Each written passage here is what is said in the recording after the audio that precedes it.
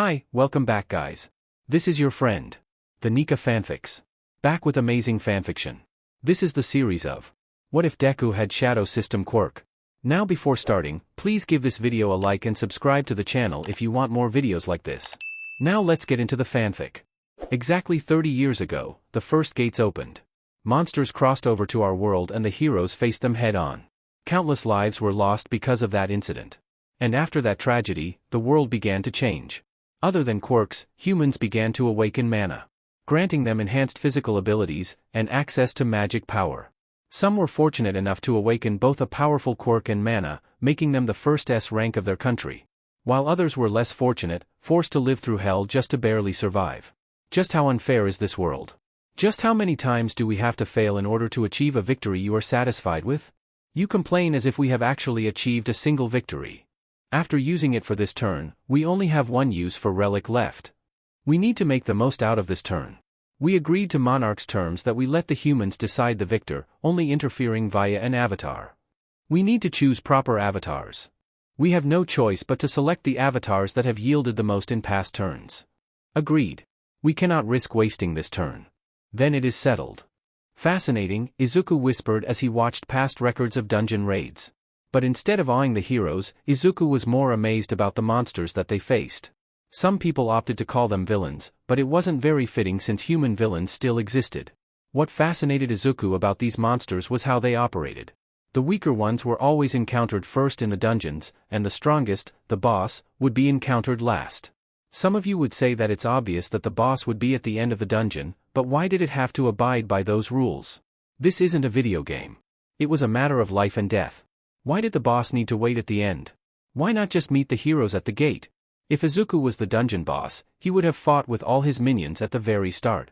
Letting the heroes reduce your numbers before they arrive is just stupid. Out of my way Deku, Izuku was shoved away despite already being in a corner. He gritted his teeth as he watched Bakugo walk away. A BSTRD blessed with a powerful quirk and awakened at the level of an A rank. People like him was the reason Izuku lost interest in heroes and decided to put his effort into studying the monsters he needed to face in the future. Izuku was born without a quirk, and awakened as an F rank, making him the weakest amongst all the awakened. This status came with a lot of ridicule, but Izuku paid no attention to it. After all, the stronger you are, the stronger the gate you needed to raid. And the stronger the gate, the higher the chance of dying. When it came down to it and Izuku finally goes separate ways with Bakugo, the most likely place he'll see him again is in the news of casualties in the dungeon. It doesn't take a genius to figure out Bakugo will die because he arrogantly fought a monster stronger than him. Izuku may sound a bit evil thinking about that, but you can't blame a victim to wish for his abuser's demise. Is there a dungeon raid nearby? Izuku still wasn't allowed to enter a dungeon until he registered under a hero school, but he could still wait outside and ask to examine the materials they bring out. Death Arms Raid Team. A C rank raid team with a few newbie ranks mixed in. Izuku read the notice from the Hero Commission. Normally, a raid team below B rank don't bring out monster corpses, but Izuku can't pass up the small chance to see a fresh sample. In his excitement, Izuku failed to notice the danger warning on the notice. Why is it so quiet? Izuku wondered as he looked around the area. Normally, people flocked towards where the gates were to see the heroes. Then everything suddenly changed, catching Izuku off guard. The buildings turned into either trees or rocks. The roads turned into dirt paths. Variation gate? There were 3 types of variation gates. A trial variation, where specific task needed to be accomplished for the gate to be cleared. A champion variation where only a single powerful monster would be inside the gate. Lastly, a domain variation where the gate forcefully takes anyone within a certain distance into the gate. Izuku was in the latter. This isn't good, Izuku muttered. The gate was labeled as AC rank, but variation gates often changed their measurements after activating. That explained why some B ranks were included in the raid team. They acted as the advanced team and depending on the changes in the measurement, a stronger raid team might follow. Let's think rationally here, Izuku mumbled. Domain types always follow a team. The setting is clearly a forest, all I need is to see at least 2 different monsters to figure out the theme. The most likely theme would be beast-type monsters, but Izuku couldn't rule out the possibility of humanoid lizard monsters. His chances of survival with the beast-type monsters since he could hide his scent with mud and dirt, while the lizard-type monsters would be able to detect his body temperature. The rulers are observing you as an avatar candidate. Izuku stiffened upon hearing the voice that rang in his head. He held back the urge to call out to whoever it was, doing his best to reveal his location to any potential monsters in the area. Whoever is watching him didn't seem to have the intention to kill him, so he should prioritize the real threats for now. Izuku began lurking through the forest, his body covered in mud and whatever else is mixed with it. He didn't specifically need to see the monster. Some simple traces would do just fine, like fur or shed skin. Unfortunately, the worst possible outcome happened. A spear pierced through his shoulder and embedded itself in a tree. Izuku gritted his teeth and broke the spear, keeping the shorter end in his shoulder. Two lizard men stepped out of the bushes, their blue scales releasing the camouflage they were using. One was unarmed, while the other held a sword and shield. It was obvious who threw the spear, and Izuku began cursing himself for not thinking about the possibility of stealth. This type of lizard men only appeared in dungeons that are B rank or higher, so Izuku has never encountered them before at all. He didn't know their attack pattern, or any other abilities they could potentially have. The rulers have turned away from you. Go F yourselves. Izuku yelled as the unarmed lizard man charged at him. Rah! Izuku pulled out the spear tip from his shoulder and stabbed the lizard man in the neck as it bit his other shoulder. The Shadow Monarch smiles down on you. Bring it on. Izuku pointed the spear tip at the other lizard man.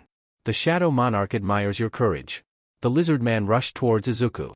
Lizard men rely on thermal vision, so they won't see this coming. Izuku spat blood towards the lizard man's face, making it close its eyes. Izuku lunged for it and stabbed the spear tip on its neck, but the lizard man flailed and stabbed its sword into Izuku's side. Die!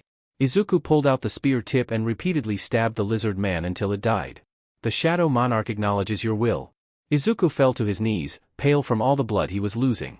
The Shadow Monarch chooses you. You have been granted the Shadow Monarch's authority. Shadow extraction has been acquired. Slots, 02. Izuku looked at the messages as black energy covered his body, healing his wounds. What's going on? Izuku muttered as he examined his body. Would you like to use shadow extraction on yourself? Izuku looked at the message in confusion. On myself? That's an option? Izuku honestly didn't know much regarding the topic of awakened abilities since unlike quirks that have biological factors, awakened abilities were straight up from fantasy novels. And the people around him always refused to be bothered about it. You have defied death countless times. This was his first near-death experience though. Death had chased after you through countless lives. Countless lives? Izuku really didn't know what to make of anything he was seeing today. Was every awakening process like this? Or is this a reawakening? Izuku didn't feel stronger at all though. He shrugged and agreed on the shadow extraction. Shadows began swirling around him, covering everything around him in darkness. The shadows began to gather in front of him, taking a humanoid form. Smooth jet-black armor formed as black wisp-like energy emitted from the gaps. Glowing green eyes leaked through the armor's helm, looking straight at Izuku. S capabilities are sealed. Name your shadow. Sealed? Izuku gave the shadow a look over. Izuku had to admit that he wasn't exactly the best at naming things. But he should think of a name that he won't regret. Do you have a weapon? Izuku asked, hoping the shadow would give him something to work with. The shadow did not pull out a weapon, instead, held up both arms. The gauntlet sprung open, revealing two glowing triangular shields. A shield, Izuku smiled. A shield that will protect the world. Aegis Level 1. Night Grade, sealed. The name hovered over the shadow's head. Izuku wondered why its power would be sealed when it should be his shadow, and don't even get him started on the armor and shields. A portion of the shadow's stats will be synced. Strength 8 to 34. Agility 14 to 56. Vitality 21 to 54. Sense 12 to 75. Intelligence 20 to 47. A status screen? Does everyone have one? Izuku wondered. As he was lost in thought, Aegis surged forwards, blocking a spear with his shield. Izuku fell on his butt as a group of lizard men came out of the forest. He cursed himself for forgetting where he was, then picked up the sword that had stabbed him minutes ago. Two lizard men rushed towards him. Their spears aimed to maim him. Aegis blocked their path, a massive green shield stopping their advance. The spears couldn't pass through the shield, but Aegis's hand passed through without resistance, stabbing the pointed end of the shield into the reptile's throat. Wasn't expecting that. Izuku muttered as Aegis demonstrated his unique fighting style of using his shields to redirect attacks, then strike with quick and powerful punches. A cinch thought came to Izuku's mind. Could I do that? Ugh. I hate swamps, MT Lady whined as they traveled through the dungeon. As a B-rank tank, she needed to be at the front. Majestic's light platform like the mages to keep them away from any potential ambushes. We don't have the luxury to complain, Death Arms responded as the only other tank in the current raid team. We need to make sure that any ambushes target us as the ones whose movements are intended to look restricted. By traveling through the mud, it gave off the impression that they were being hindered by the terrain. Which wasn't that far off, but unlike a mage or long-distance dealer, tanks had the strength to easily walk through the restrictive mud. How long till the reinforcement catch up? MT Lady asked. Considering we already cleared up the majority of the dungeon, they should arrive before we reach the boss. After Death Arms answered, he suddenly stopped and raised his shield and hammer. Prepare to fight, he yelled out, mana empowering his voice and taunting out the lizard men that were hiding. I hate swamps. You're making quick work of them, Izuku commented as Aegis took down another group of monsters. Aegis level 7. Izuku deduced that Aegis was supposedly around upper B rank or lower A rank in terms of power. Makes him wonder just how powerful he could get as his level increases and his true power unsealed. From everything Izuku has seen so far, Aegis fought like a frontline brawler, while showing off defensive support skills. He couldn't directly see the information about Aegis's skills, but he had used two so far. A giant floating shield appearing in thin air, and an execution-type skill where the monster is trapped in an Iron Maiden. Did it look like it consumed a lot of mana? Yes. Did it look cool? Definitely. Do you have an unlimited supply of mana? Izuku asked Aegis, which the Shadow Soldier shook its head. The Shadow Soldier was practically immortal as long as Izuku had mana. Currently, Izuku has a decent amount of mana, which was sitting at he didn't know how to increase it since he himself didn't have a level counter, but it mentioned that his stats were linked to Aegis. Strength 40. Agility 62. Vitality 60. Sense 81. Intelligence 53. Oh, it seemed like for every level Aegis gained, all his stats had increased. I need to test this out. Izuku had avoided combat ever since Aegis showed how dependable he was, so Izuku wasn't sure how strong he currently was after the stats linking up. Bring it. Izuku yelled as Aegis allowed one lizard man pass him. This time, Izuku was a lot faster than the lizard man, being able to avoid the first slash of its sword and stabbing the Izuku's sword into its stomach. Spinning past the monsters, Izuku pulled back the sword, letting it drag across to create a larger wound. This is nice, Izuku smirked as he tossed the sword and rushed in to deliver a quick 1-2 punch to the lizard man's face. Nothing can be dash. Izuku was interrupted by a tree crashing into him. With a groan, Izuku looked for where the attack came from. From across the swamp, a bulky lizard man that was around 5 times the size of the ones Izuku has seen so far stood. Ravada. Guardian of Swamp. Its name was bright red. Sheet.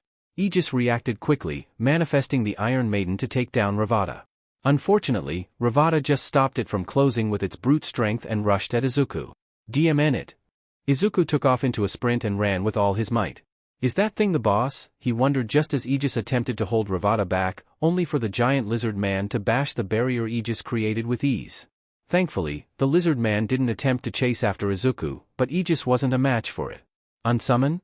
Izuku wasn't sure how to call Aegis back since the skill didn't come with command prompts. Fortunately, it worked, and Aegis turned into a shadow in the ground and came back to Izuku. He was already a good distance away, so the giant lizard man didn't chase him. If Izuku had to guess, Ravada was around an upper A rank monster.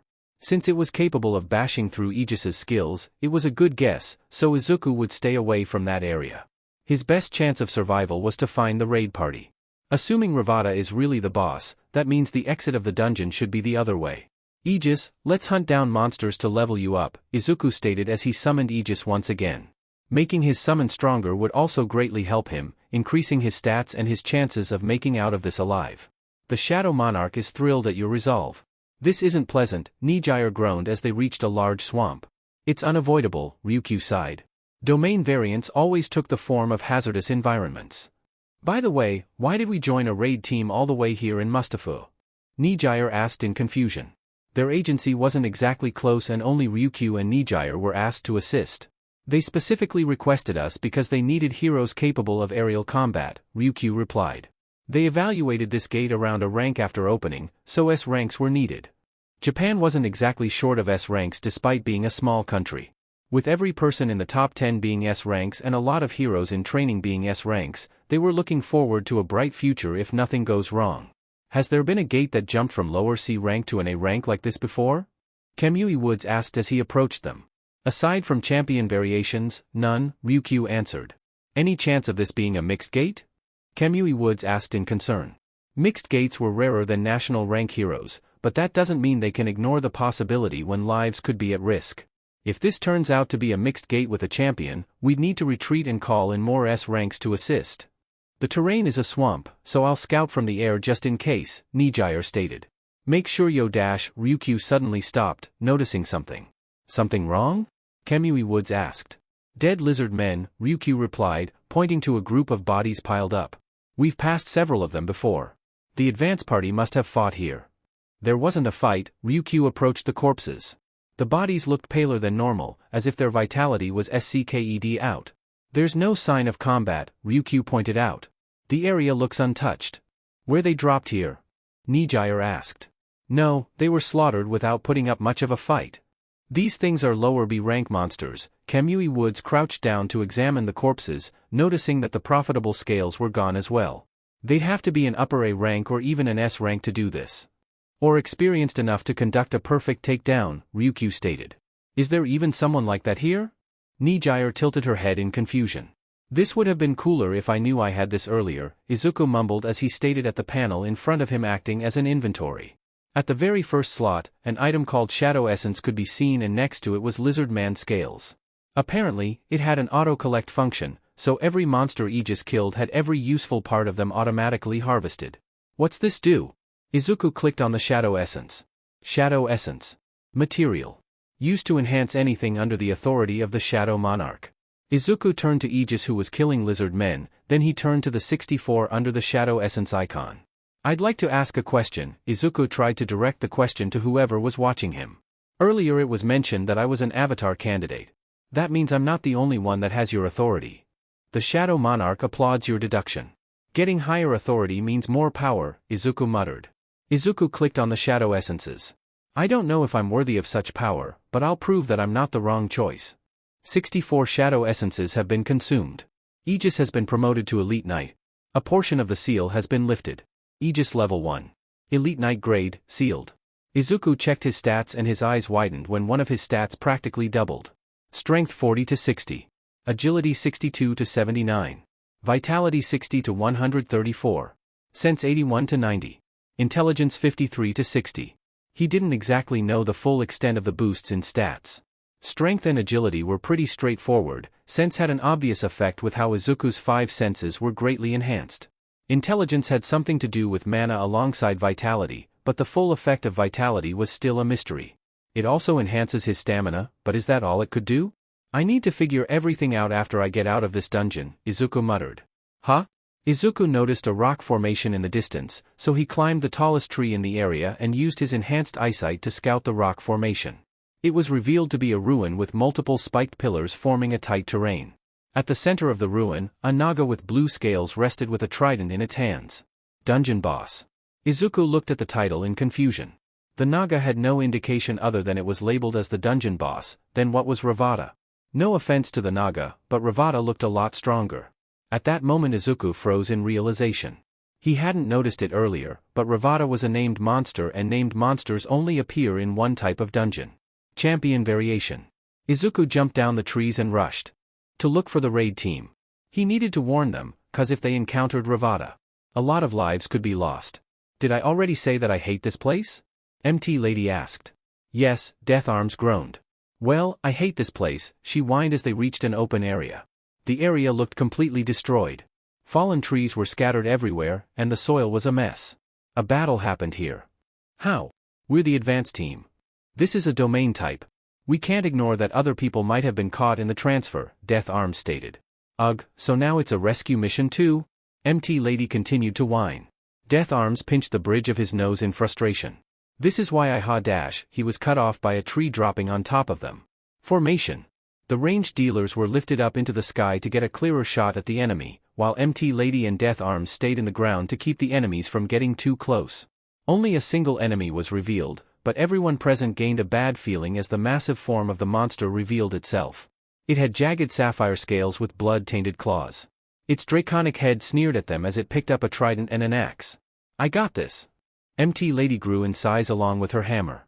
Lizard Pancake coming right up. She swung down her hammer, but it shattered upon impact. Look out! Death Arms yelled, but it was too late as a trident shot through MT Lady's shoulder and destroyed the platform holding up the ranged dealers. Sheet!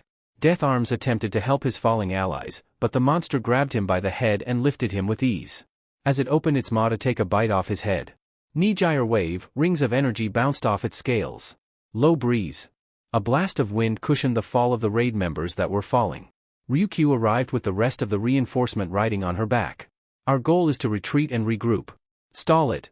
Nijire unleashed another wave of energy on its back, but this time the lizard man retaliated by throwing Death Arms at her. What are we looking at here? Kemui Woods asked as he tried to bind the monster's legs only for it to easily snap the vines. An A-rank champion monster, Ryukyu responded, getting between the monster and the raid party. I should be able to match it in strength. I'll buy time while the rest of you retreat to safety. Why don't we just kill it now? MT Lady asked as she was being healed. We don't know anything about this thing, Ryukyu argued. We still have a boss monster to deal with after this, and for all we know it might have an ability that activates upon death. Nobody said anything back and followed Ryukyu's orders. The heroine surged forward with a powerful beat of her wings. The monster attempted to swing its axe at Ryukyu, but she met it with her armored claw. The clash created a small shockwave that pushed both of them back. The monster proved to be more agile as it quickly regained its balance and rushed Ryukyu. She countered by spreading both her wings wide. Dragon Gale. Ryukyu roared as her wings snapped together to create a powerful blast of wind that turned into a funnel of wind that tore everything in its path to shreds. Unfortunately, it didn't seem to do much other than slow down the monster. Ryukyu gritted her teeth as she clashed with the monster once again. She didn't lose in terms of strength, but she was outmatched on mobility and defense. The monster had tougher scales and a more agile build. Ryukyu. Nijire called out to her, signaling that everyone was already a safe distance away where the monster won't aggro. Ryukyu hurriedly took off into the sky to escape, but she noticed the monster's axe beginning to be enveloped with a terrifying amount of mana. Then with a powerful throw, the axe was heading straight for her. I can't dodge it. Ryukyu mentally panicked. At best she could sacrifice a leg to stop the attack, but that would slow her down enough for the monster to potentially launch another attack. As she was slowly losing hope, a massive shield made of energy appeared in front of her. It slowed down the attack enough for her to be able to get out of the way.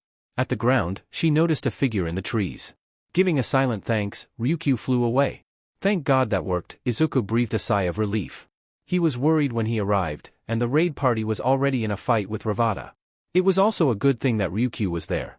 For now, Izuku needed to get Aegis on a level to actually block Ravada's attacks. Without that, there was no hope of clearing this dungeon. And the thing that could cough out the most experience is the dungeon boss. Time to get back to hunting. 4 hours passed with Izuku focusing on nothing but hunting and figuring out how his new power worked. The first thing he figured out was that if he was the one to kill a monster, the experience will still go to Aegis. The next thing he found out was that his inventory only auto-collects usable materials and disposes the useless but collectible ones somewhere he doesn't know. The most important discovery was that Aegis began to show off another skill. He can call out chains from the ground and his shield to bind enemies or just straight up pierce them with the bladed tip. Just who are you? Izuku muttered. He gained Aegis from himself, but Izuku and his shadow could not be any more different. Izuku was weak. Aegis was a powerful shield. He moved in ways that Izuku couldn't even dream of being able to do. Just forget it, Izuku sighed as Aegis returned to hunting down monsters. He looked at his inventory, staring at the shadow essence with the count of Aegis only got to level 11 after hunting for hours. Would this even be enough to get to the next level? Izuku turned to the direction of the boss monster. Should he turn into a soldier? The second strongest monster in this dungeon should be able to do something against Ravada. But can Izuku defeat the boss by himself? No time to tiga. Izuku was interrupted by something slashing his back. Turning around, Izuku found nothing, but Aegis was already by his side to defend him. Then a green shield stopped an attack aimed at his head, and made the assailant reveal itself. Relion. Emerald Drake. The monster had a sleek build with shining emerald scales all over its body. It stood on 4 legs and had a spear-tipped tail. Emerald spines ran across its back, and a green trail of mana followed it. Izuku smiled at the sight of the monster. He immediately recognized it as the rare loot monsters found in dungeons. Heroes risk their life to catch these monsters alive since they're worth a fortune when sold outside. Killing them still offered a lot since the materials you can get from loot monsters were still valuable. But getting one alive offered 10 times the payout. I'd like to capture you and sell you, but you have to die. Izuku gripped the dull sword in his hand. Rich people bought living loot monsters not because they could profit from it, but because of the prestige it brings. How? Loot monsters are known as failed calamity class monsters. I'll end this quick, Izuku smirked as Relion attempted to dash away, but a shield blocked its path, making the monster crash into it. Die! Izuku yelled as he stabbed his sword into its side.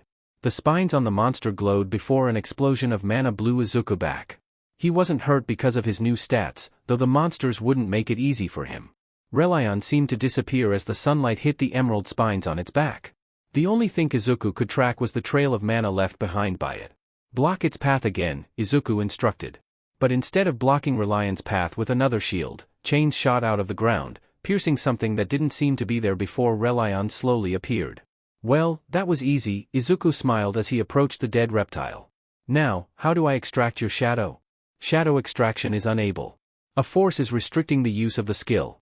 Izuku raised an eyebrow in confusion. What's stopping the skill? As he asked, a shadow loomed over him. Hey! Hey!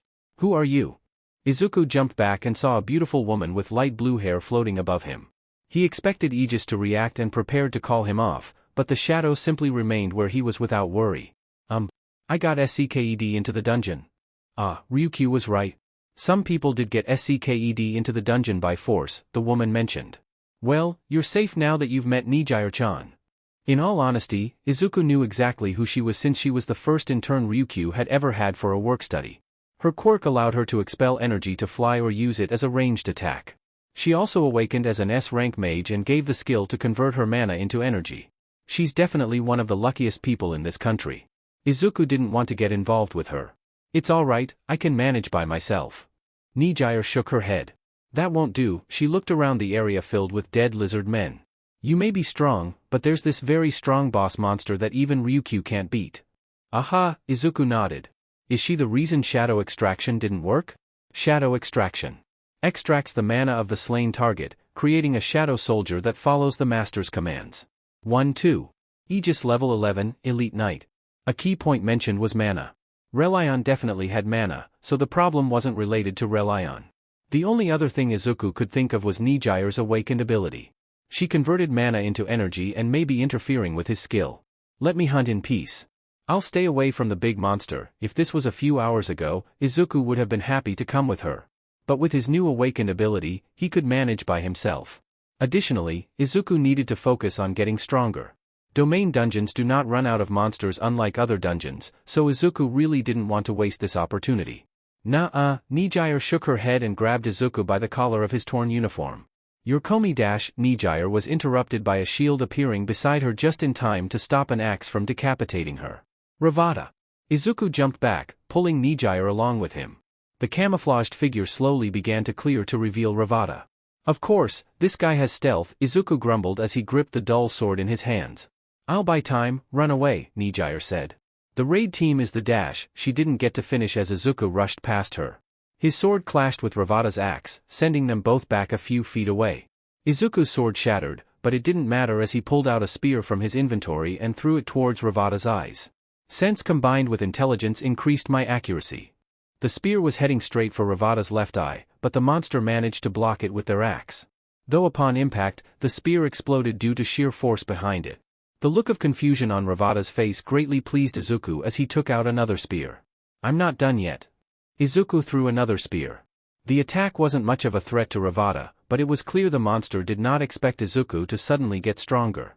We need to find an opening to retreat, Nijire called out. It doesn't matter. This guy's just going to find us again, Izuku yelled back. Chains shot out of the ground, binding Ravada's legs. Every fiber of Izuku's body strained as he gave his all for every spear he threw. Ravada had camouflage, durable scales, immense strength, and at least some sort of tracking ability. With all that, Izuku might as well add some form of regeneration. So, if he wanted to get rid of this threat, he needed to do it now. Ravada shattered the chains and rushed Izuku, only to be stopped by a shield. With a powerful swing of their axe, the shield shattered, but a spear dug into Ravada's shoulder. Not deep enough to deal significant damage though. Ugh, fine. Nijire took off into the air and began firing blast of energy at Ravada. Huh? Izuku noticed when the blasts of energy hit Ravada's scales, they bounced off, but the scales lost their glow for a second. That's it. The Shadow Monarch is impressed by your keen eye. You have obtained the skill Corrupted Javelin. Corrupted Javelin enhances your next javelin throw with a dark mana. Costs 500 mana. Hit it with a wider blast. Izuku shouted. It'll be weaker. Trust me. I have a plan. Nijire huffed, but fired a huge blast of energy that didn't even make Ravada flinch. Corrupted Javelin. Dark energy coated Izuku's spear, and with a powerful throw, the spear shot towards Ravada. The lizard man's shining blue scales darkened as Nijire's attack bounced off, but Izuku's attack didn't. The spear shot through Ravada's chest, leaving a massive hole. Nijire landed on the ground. We did it. Izuku smiled, but his eyes snapped towards Ravada once again. The monster's body began to glow, and with one final roar, a wave of mana exploded everywhere. HNG. Nijire froze when the mana hit her, making her drop to the floor unconscious. Izuku just fell to his knees, but his body didn't respond until Aegis placed a hand on his back and a green glow covered him. Izuku turned to his shadow soldier. Where the hell were you? Aegis pointed to a mountain of slightly larger lizard men corpses. How the hell did I not notice that? Izuku shook his head. Never mind that. Izuku approached Nijire, shaking her to check if she really was unconscious. Can I use shadow extraction now? He turned to Ravada's corpse. Shadow extraction available, 3 chances. Choose an activation phrase. Arise. Dark-colored mana began to swirl around Izuku, forming a massive tornado. The dark energy exploded outward before being pulled back in, then began to form into a hulking beast. Instead of the lizard man with scales as blue as the sky, Ravada's shadow had obsidian black scales with a faint blue glow sipping between the cracks. And instead of the crude leather armor it once had, the shadow had an obsidian black steel plates on its body. You have gained more of the Shadow Monarch's authority. Shadow that can be saved has been increased to 4. Izuku hummed. Name your shadow. Izuku rubbed his chin for a second. I think you deserve to keep your name. Ravada level 1. Commander grade. Izuku noticed Ravada's rank. Commander? He wasn't sure if it was the rank after Elite Knight, but it was obviously a lot stronger. Just how much they struggled was proof of it. Shadow Soldier's stats will now sync with the user. Oh? Izuku smiled and checked his updated stats. Strength 64 to 148. Agility 91, 135. Vitality 150 to 341. Sense 95 to 102.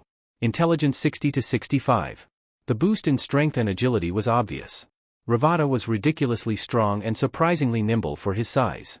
The lack of sense and intelligence was understandable too, considering Ravada acted more like berserker than a strategist.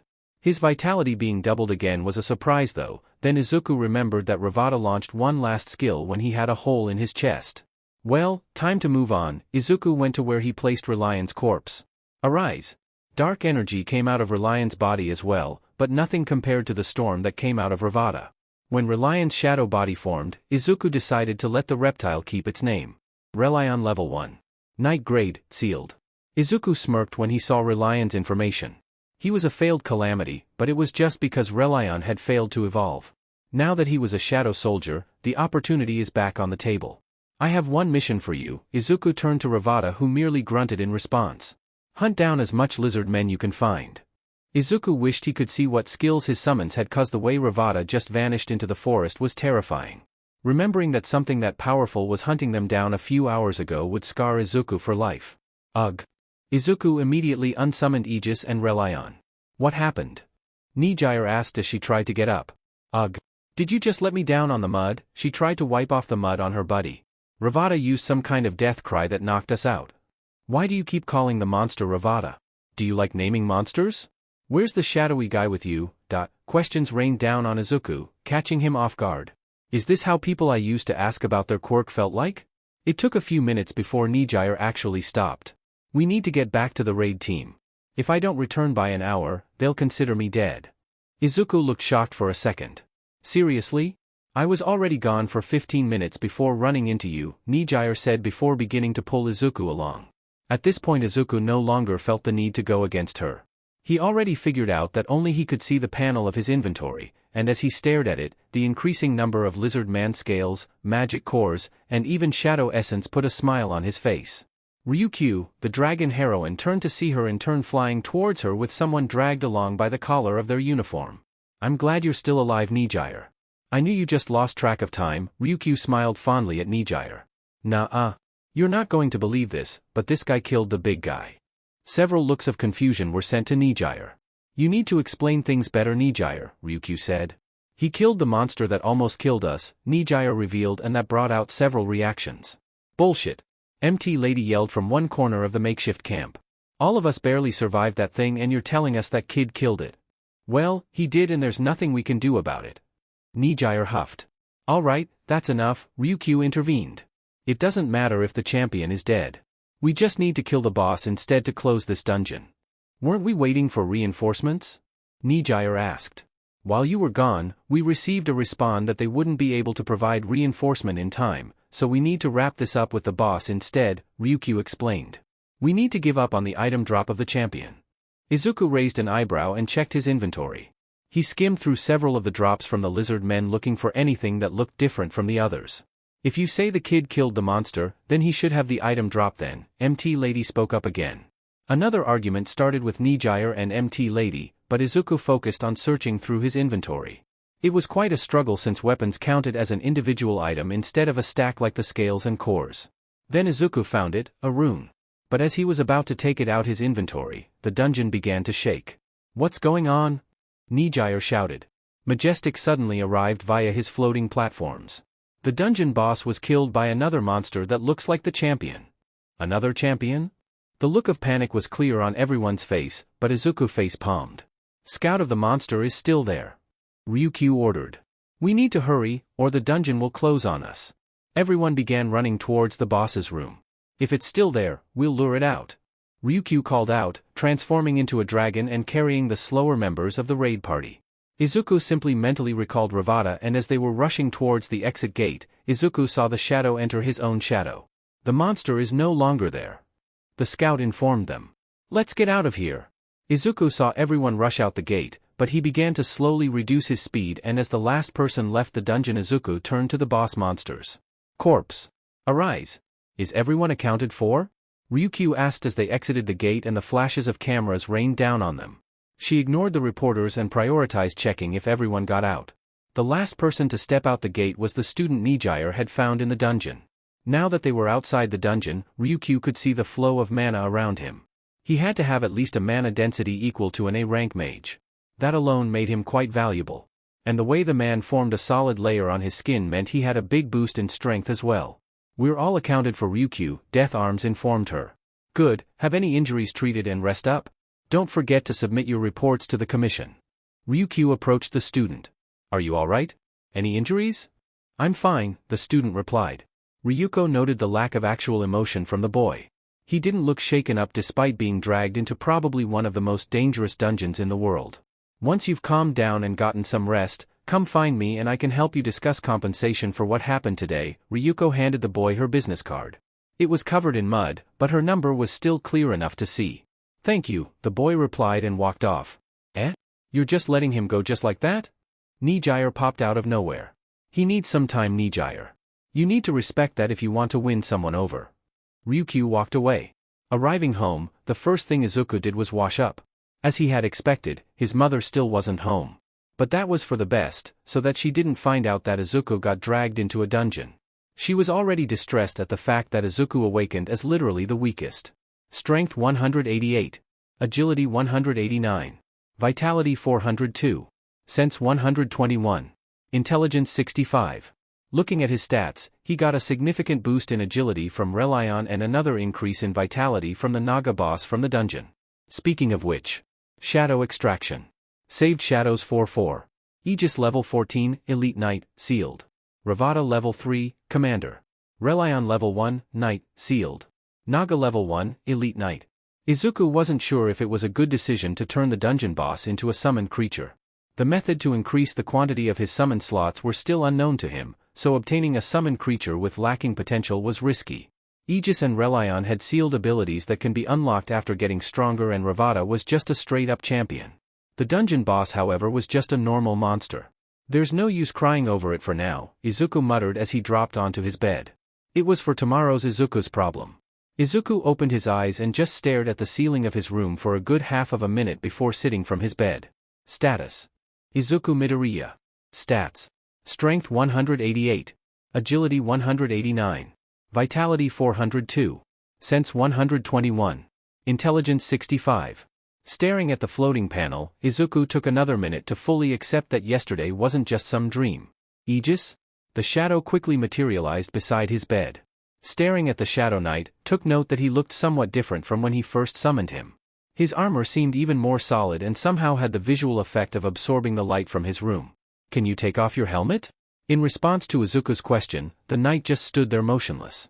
With a sigh, Izuku just accepted that Aegis was more of a freebie from the shadow extraction skill.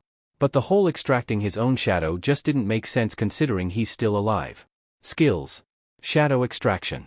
Extracts the mana of the slain target, creating a shadow soldier that follows the master's commands. Saved shadows 4/4. Aegis level 14, Elite Knight, sealed. Ravada level 3, Commander. Relion level 1, Knight, sealed. Naga level 1, Elite Knight. Corrupted Javelin. Enhances your next javelin throw with a dark mana. Costs 500 mana. 2 skills. A big step up from having none at all. Skills are considered to be more valuable quirks and equipment for a hero in this age. Not only do skills function more efficiently inside a dungeon, but they also do not come with a drawback that's harmful to the user. So, what will I do with this? Izuku took a rune stone from his inventory. Paralytic Roar. Unleashes a powerful roar that paralyzes anyone within the area. If Izuku decides to sell it, he could get a large sum from it. But people would question how he even got it, and that would result in far too much trouble for money. There's always the option of using it himself. Though, it won't have much value when Ravada could use the skill as well. Another option was to trade it with someone else, but Izuku needed to find someone trustworthy enough to do it with. He didn't know how valuable this skill actually is, so he didn't know if he'd be getting a fair deal. There's also the problem of the other party even having the ability to offer a different skill. This is giving me a headache. Izuku got up from his bed and left his room. Looking at the clock, it was already way into the afternoon, so his mother had already left for work. She left some food on the table and a note saying that there was dessert in the fridge.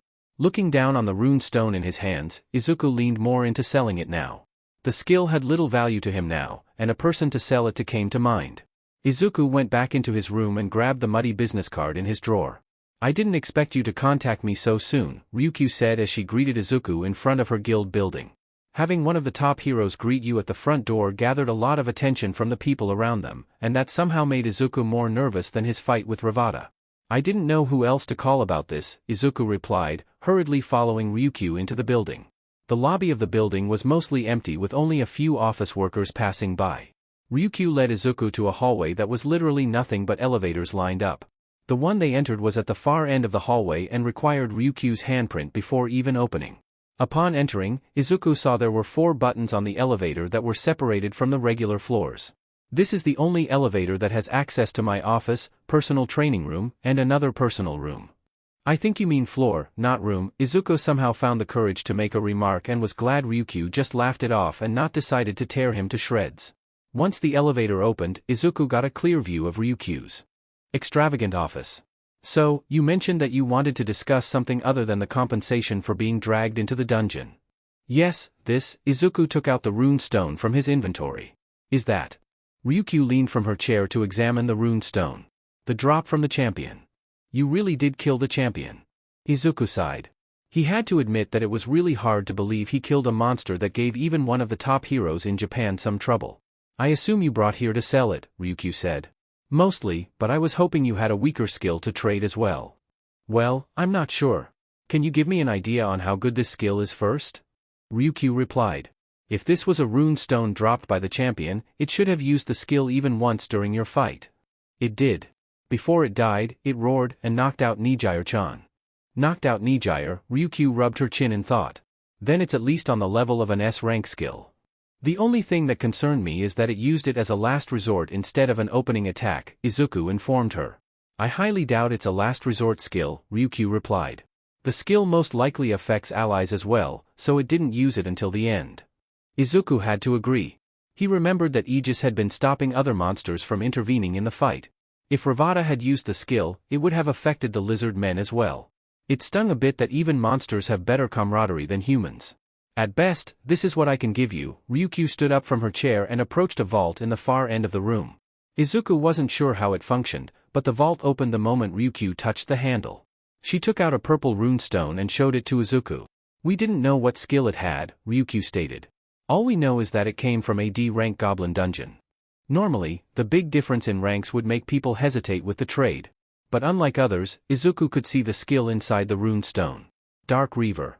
For the amount of mana consumed, steal vitality upon contact. If they had obtained the rune from a goblin dungeon, that meant one of the monsters in the dungeon had to have used the skill at one point. If this is good enough for you, you can take it with you now. Just leave your account information for the money I'll send. Ryukyu turned to her printer that had been printing a contract without Izuku even noticing. I will pay you at least 500 million yen and a guarantee of a B rank runestone. How did you already prepare a contract? Izuku asked. I had some pre-made offers. I only modified it a bit based on our conversation.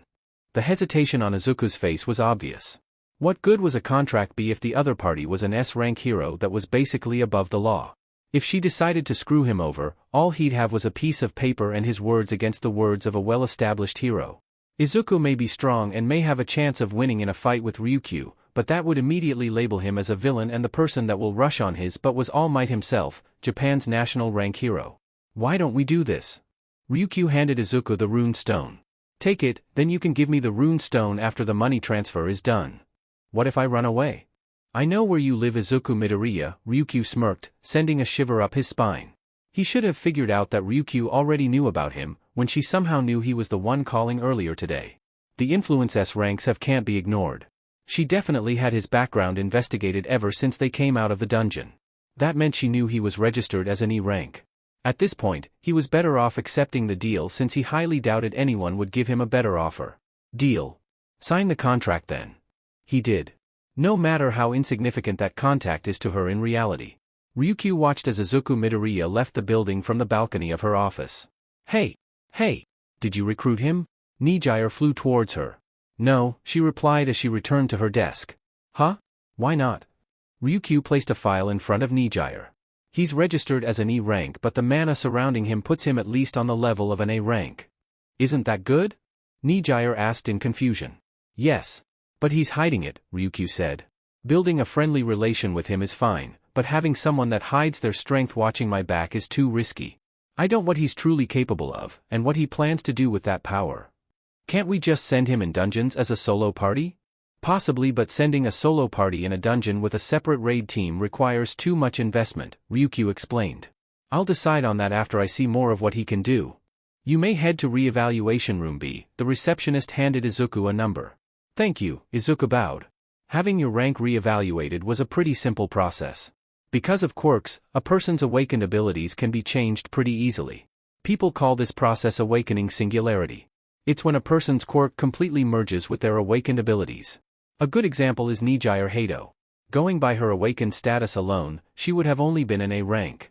But after her quirk adapted to her being awakened, it boosted her abilities enough to become an S rank. Another good example would be Tamaki Amajiki. His quirk allowed him to transform any part of his body into anything he ate. After his quirk adapted to him being awakened, he gained the ability to use monster abilities as well just by consuming their cores. Because such an event only happens after being exposed to dungeons repeatedly, re-evaluations became common enough for the HPSC to create a department for it. Are you next? A man in a suit asked Izuku as he arrived in front of a large door with AB on it. Izuku showed his number. The man looked around. The prior numbers hadn't come back yet, so you go on first, the man said. Izuku nodded and entered the room and saw a giant crystal. Place your hand on the crystal, a woman in a suit instructed.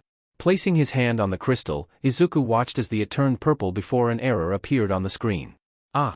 What happened? The woman frantically fiddled with the computer beside the crystal to find out what was going on. Several other people rushed into the room and Izuku began to get concerned that he would need to pay for anything. Excuse me, sir. We would need to reschedule your evaluation, Izuku raised an eyebrow at the sudden politeness of the HPSC employees. When he first got evaluated, they looked at him like trash for being an E rank.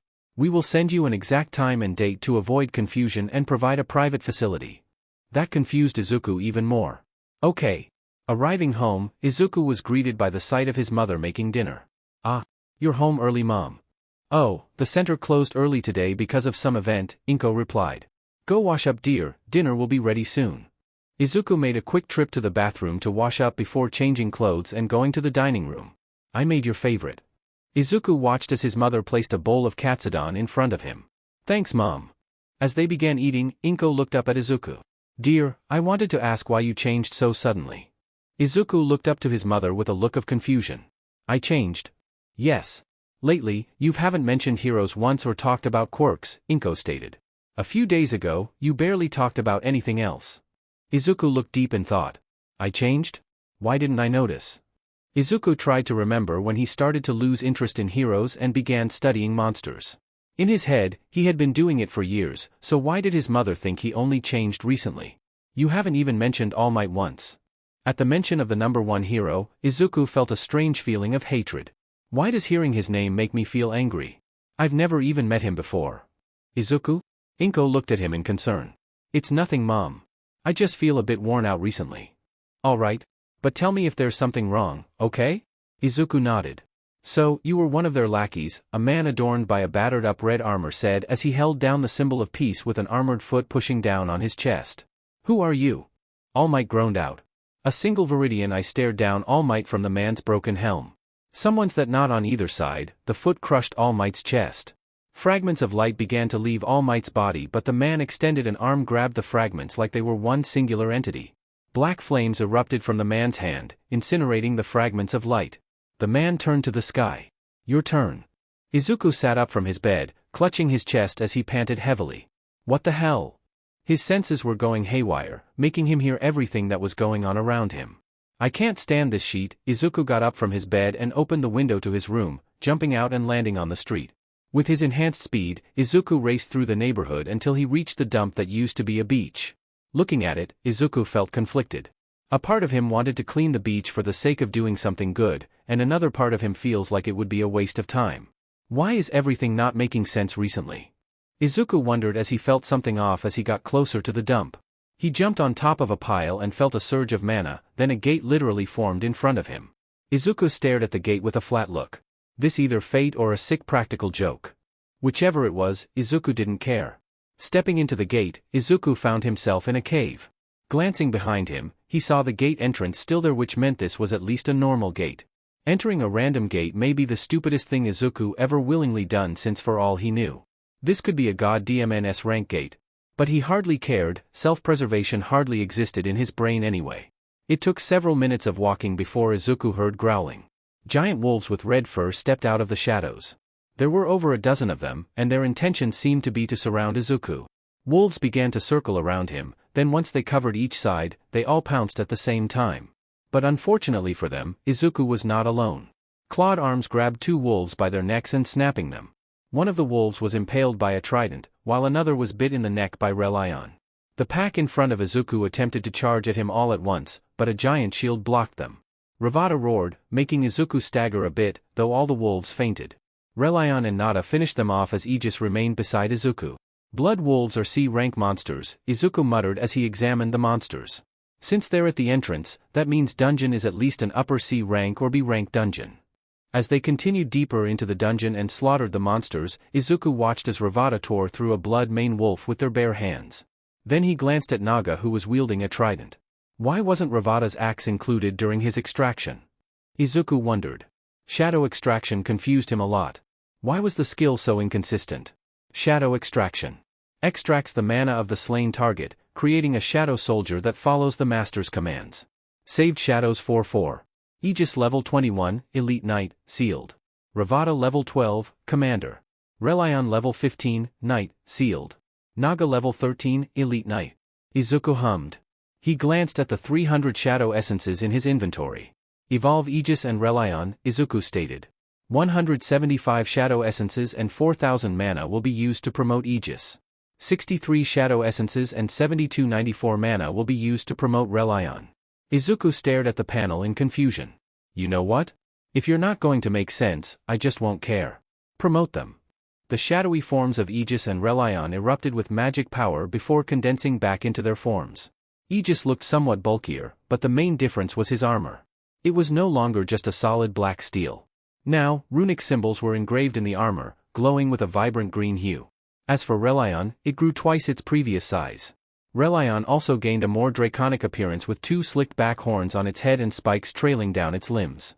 It's a bit frustrating that I can't examine your statuses, Izuku commented. Shadow extraction extracts the mana of the slain target, creating a shadow soldier that follows the master's commands. Saved shadows 4-4. Aegis level 1, Commander, sealed. Ravada level 12, Commander. Relion level 1, Elite Knight, sealed. Naga level 13, Elite Knight. Izuku nodded in approval. Let's finish things up here. Relion roared, then unleashed a toxic breath deep into the cave. Izuku sighed. How am I supposed to go in now? Relion looked away. An A-rank gate in a residential area? Kana pinched the bridge of her nose when she heard the news. How many people? No. Only the people here in commission know. The public hasn't been informed yet. Kane sighed. Fine, I'll check it out. The call ended and Kane put away her phone. She leapt off the roof of a building, then activated her skill. Mana condensed below her feet, allowing her to run in the air. I better be getting paid overtime for this. Kana Tsutsumi. Alias, the lovely Lady Nagant. Quirk, rifle. Allows her to transform her arm into a rifle and use her hair as bullets. Affiliation, Japanese Hero Association. Hero rank, S. Skills, Airwalk, Wind Mastery, Odor Track.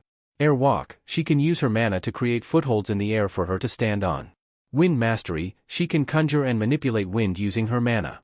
Odor Track, by obtaining the target scent, a trail of mana will lead her to them. A total of 4 types of minion monsters, Izuku muttered. A normal blood wolf. A blood mane wolf, which was a blood wolf that had a mane.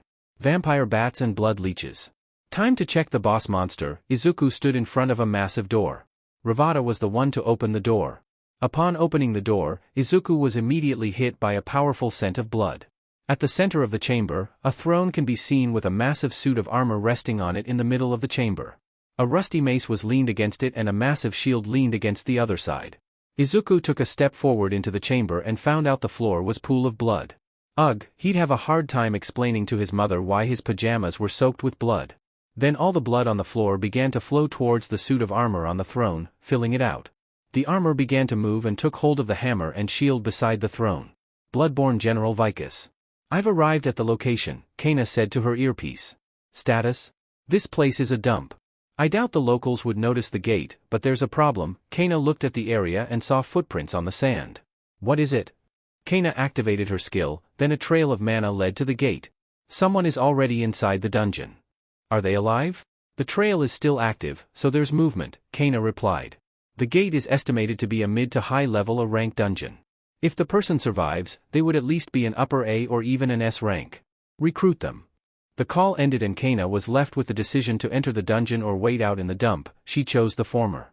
The entrance of the dungeon was a cave, but by the lack of monsters at the entrance, that meant this wasn't the main layout of the dungeon. Going further in, she noticed the cave walls were starting to look smoother as if they had been maintained. A bit deeper in, she finally saw traces of battle. Dead monsters were everywhere, and the theme of the dungeon monsters revolved around blood. They weren't very strong, but they were tricky to deal with.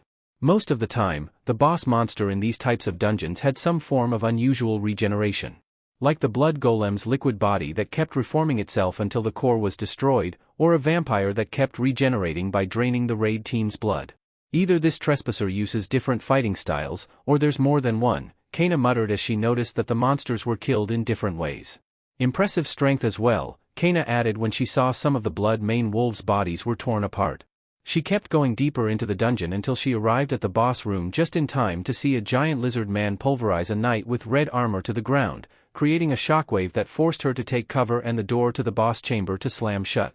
No match for an A-rank champion, huh? Kana heard the voice of a young man. It seemed they hadn't noticed her yet, so she decided to hide her presence and observe. That was a bit anticlimactic, Izuku commented as he approached the battered suit of armor on the floor. I thought since you had a name, you'd put up more of a fight. Shadow extraction is possible. No slots available. Izuku wondered if he promoted Relion once more, he'd be able to upgrade shadow extraction and get more slots. He opened his inventory and decided to try it out. All remaining shadow essences and 30,000 mana would be used to promote Relion. Izuku nodded. Proceed. Relion is being promoted to commander. All stats would be temporarily lowered due to influx of mana usage. Izuku fell to his knees as all his shadow soldiers except for Relion were forced back into his shadow. The drake's body began to shrink in size, but a pair of wings shot out its back. I don't know if this is worth it. The seal has been undone. Relion has been promoted to commander. Relion, Emerald Drake, has evolved into Emerald Dragon. Izuku raised an eyebrow. Well, don't you like to conveniently answer my questions? You have gained more of the Shadow Monarch's authority. Shadow extraction slots have been increased to 8. He approached the battered suit of armor once again. Looking more closely, it was just several pieces of armor, not even connected by any form of clothing. It made Izuku wonder how Vicus actually formed. But he could think about that later. Arise. Shadow extraction has failed. 2 attempts remaining. Arise. He got a bit irritated and shouted. Darkness exploded from the suit of armor, and unlike the previous shadow soldiers that compressed into a solid form, Izuku watched as the darkness shifted from a mist-like appearance to a liquid state. Resembling black ink, the liquid took on a humanoid form, then a copy of the battered armor on the ground formed around it. Vicus Level 1. Elite Knight. Aren't you a dramatic one? Izuku laughed as he recalled both soldiers into his shadow. He opened the panel of his skill. Shadow Extraction. Extracts the mana of the slain target, creating a shadow soldier that follows the master's commands. Saved Shadows 5-8. Aegis Level 1, Commander, Sealed. Ravada Level 13, Commander. Relion Level 1, Commander. Naga Level 13, Elite Knight. Vicus Level 1, Elite Knight. I basically cleared an A-rank dungeon by myself, Izuku smirked. Illegally, if I might add. Izuku turned to the entrance of the boss chamber and saw a gorgeous woman with purple and pink hair. Shall we head out? The dungeon will be closing soon. Izuku gritted his teeth. Currently, his stats were lowered, and his shadow soldiers were being restricted to Relion and Vicus. Who are you? Izuku could feel the mana around the woman to be comparable, or even more powerful than Ryukyu's. Fascinating that you don't recognize me, the woman said as she turned around. I guess I had been out of the limelight for a while. Izuku had to physically stop his eyes from lingering down her body. A charming skill? Izuku asked, hesitantly following the woman since he needed to leave before the dungeon closes as well. Oh? Am I that attractive in your eyes that you think I'm using a charming skill? I'm sorry, dear.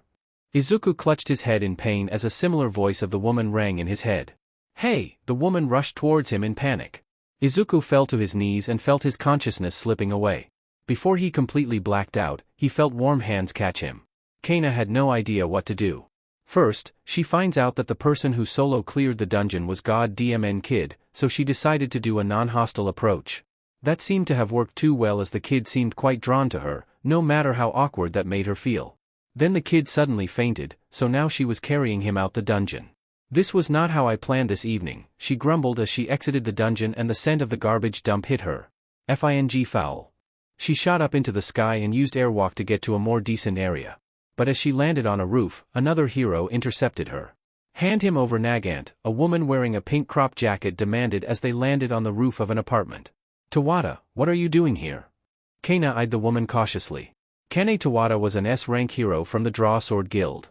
An agency under the number 3 hero blade, Akaruji Goto. None of your business, so hand over Izuku, Tawada demanded once more, aiming her sword at Kana. This kid illegally entered a gate without a permit, Kana stated.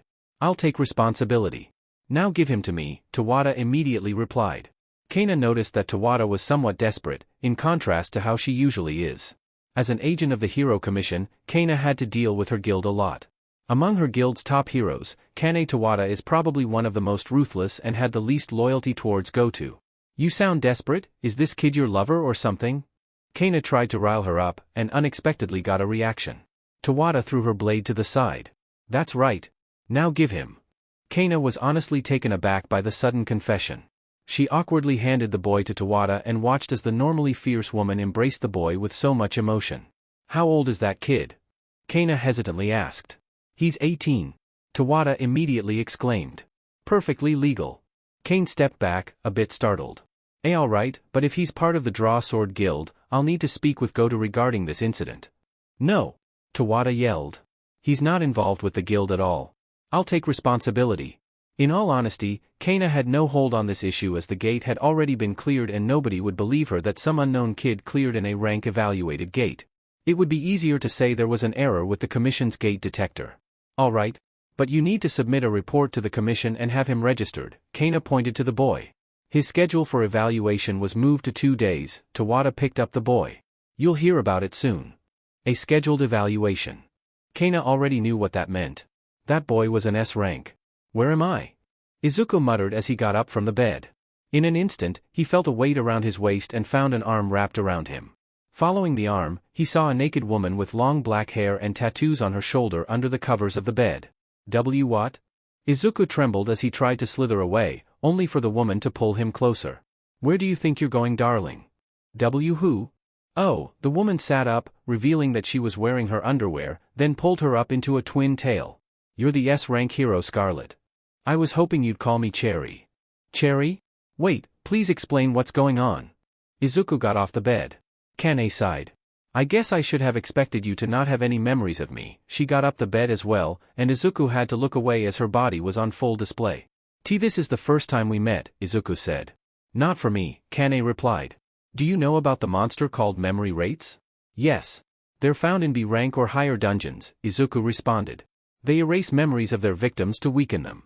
To cure it, we use this. Kane showed Izuku a white stone. It was quite a challenge to look at the stone, while trying to avoid glancing at her body. Memory stone. Restores any erased memory of the user. Consumable. Kane sat on the bed. I've used these several times before, but a week ago. After raiding in a rank dungeon and encountering a memory wraith, I used one of these. She gestured for Izuku to come closer.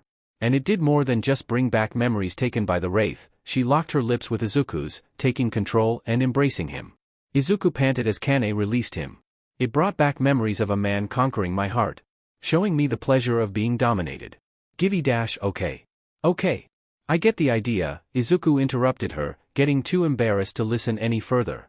I'm sorry, but I don't have any memories with you at all, Izuku bowed. It doesn't matter. Kane stood up and placed the memory stone in Izuku's hands. I didn't recover all my memories either, and we could always make more. Kane traced a finger on Izuku's chest. This doesn't feel right, Izuku muttered. In my memories, you ravaged me like a beast. That wasn't me. Izuku exclaimed. Not yet, Kane pointed to the stone. Use it. But this is worth millions, Izuku said in concern. Help me out here, darling. I'm already hot on the media for carrying unconscious guy into a hotel room, Kane stated, making Izuku even more concerned. Breaking the stone.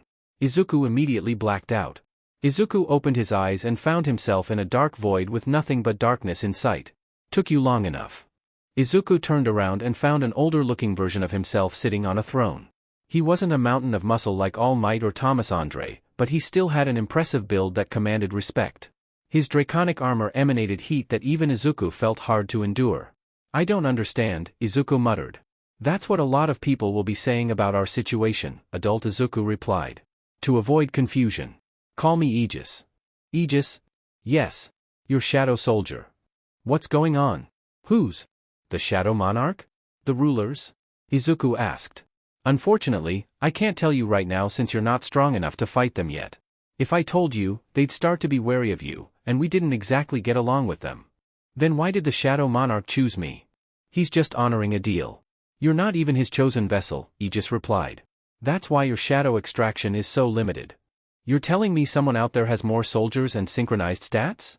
Yes and no. The stat bonus isn't from the Shadow Monarch, Aegis smirked. That's our own authority. Then what about Scarlet? Who? Aegis raised an eyebrow. Kane Tawada. Ah. Her, Aegis looked disinterested. She set me off with her attitude, so I turned her into my beach. Izuku's expression scrunched up. You're horrible. Aegis cackled. You don't know the half of it. Aegis stood up and approached Izuku. The world turned me into a monster they couldn't handle. I slay self-proclaimed gods. Reduced my enemies to ashes, Aegis stared down at Izuku. And I enjoyed every moment of it. Then what is this situation we're in? Aegis sighed and turned away and returned to his throne. Unfortunately, those cowardly BSTRDS had a relic to turn back time. But if shadow extraction worked on you, that means you died. That's part of a deal I can't disclose yet. Izuku was about to ask more questions, but the void began to shift. Looks like time is up, Aegis stated. Izuku decided to say one last thing. I won't become you. You never will, Aegis smirked. Izuku gritted his teeth. Ah, one last thing, Izuku glared at Aegis. Keep the beach. She was quite the experience. Izuku flipped him off. He sat up and found himself back in the hotel room, but this time he was all alone. Izuku noticed a note on the bed, so he picked it up and read it. The room's already paid for the rest of the day, Cherry. In all honesty, Izuku had no idea about the whole Cherry nickname since even Aegis did not refer to her as Cherry. He had to admit that he has a lot to sort out, but he should probably prioritize dealing with his re-evaluation. If he's given title as an S rank, it would give him a lot of space to breathe. Dealing with whatever self-proclaimed gods Aegis mentioned should be thought about after he gets stronger. Kane Tawada shouldn't be a problem as she doesn't see Izuku as an enemy, which leaves the deal with Ryukyu and the woman who caught him in the dungeon. Why did it have to be when I have my stats lowered? Izuku couldn't access his status screen, and the only shadow soldiers that seemed to be responding to his call were Relion and Vicus. Without Ravada, Izuku had no courage to go into dungeons anymore. Ryuko looked towards her balcony to find Kana sitting on the railing ominously. Please stop doing that. Sorry. Makes me feel young and cool. Kana walked into her office. You're 28, Ryukyu deadpanned. Well, apparently that's not the market age anymore, Kana whined as she took a seat on Ryuko's couch. Ryuko looked at her in confusion. What are you talking about? Scarlet's got an 18-year-old boyfriend. Ryuko looked shocked for a second. I wasn't expecting a scandal like that. Tell me about it. I thought she was the type that's going to go old single. Which reminds me. Why are you here? Ryuko asked. Wanted to get some details on the 1-in-a-million mixed variant dungeon you went through. Ryuko grimaced. It wasn't pleasant.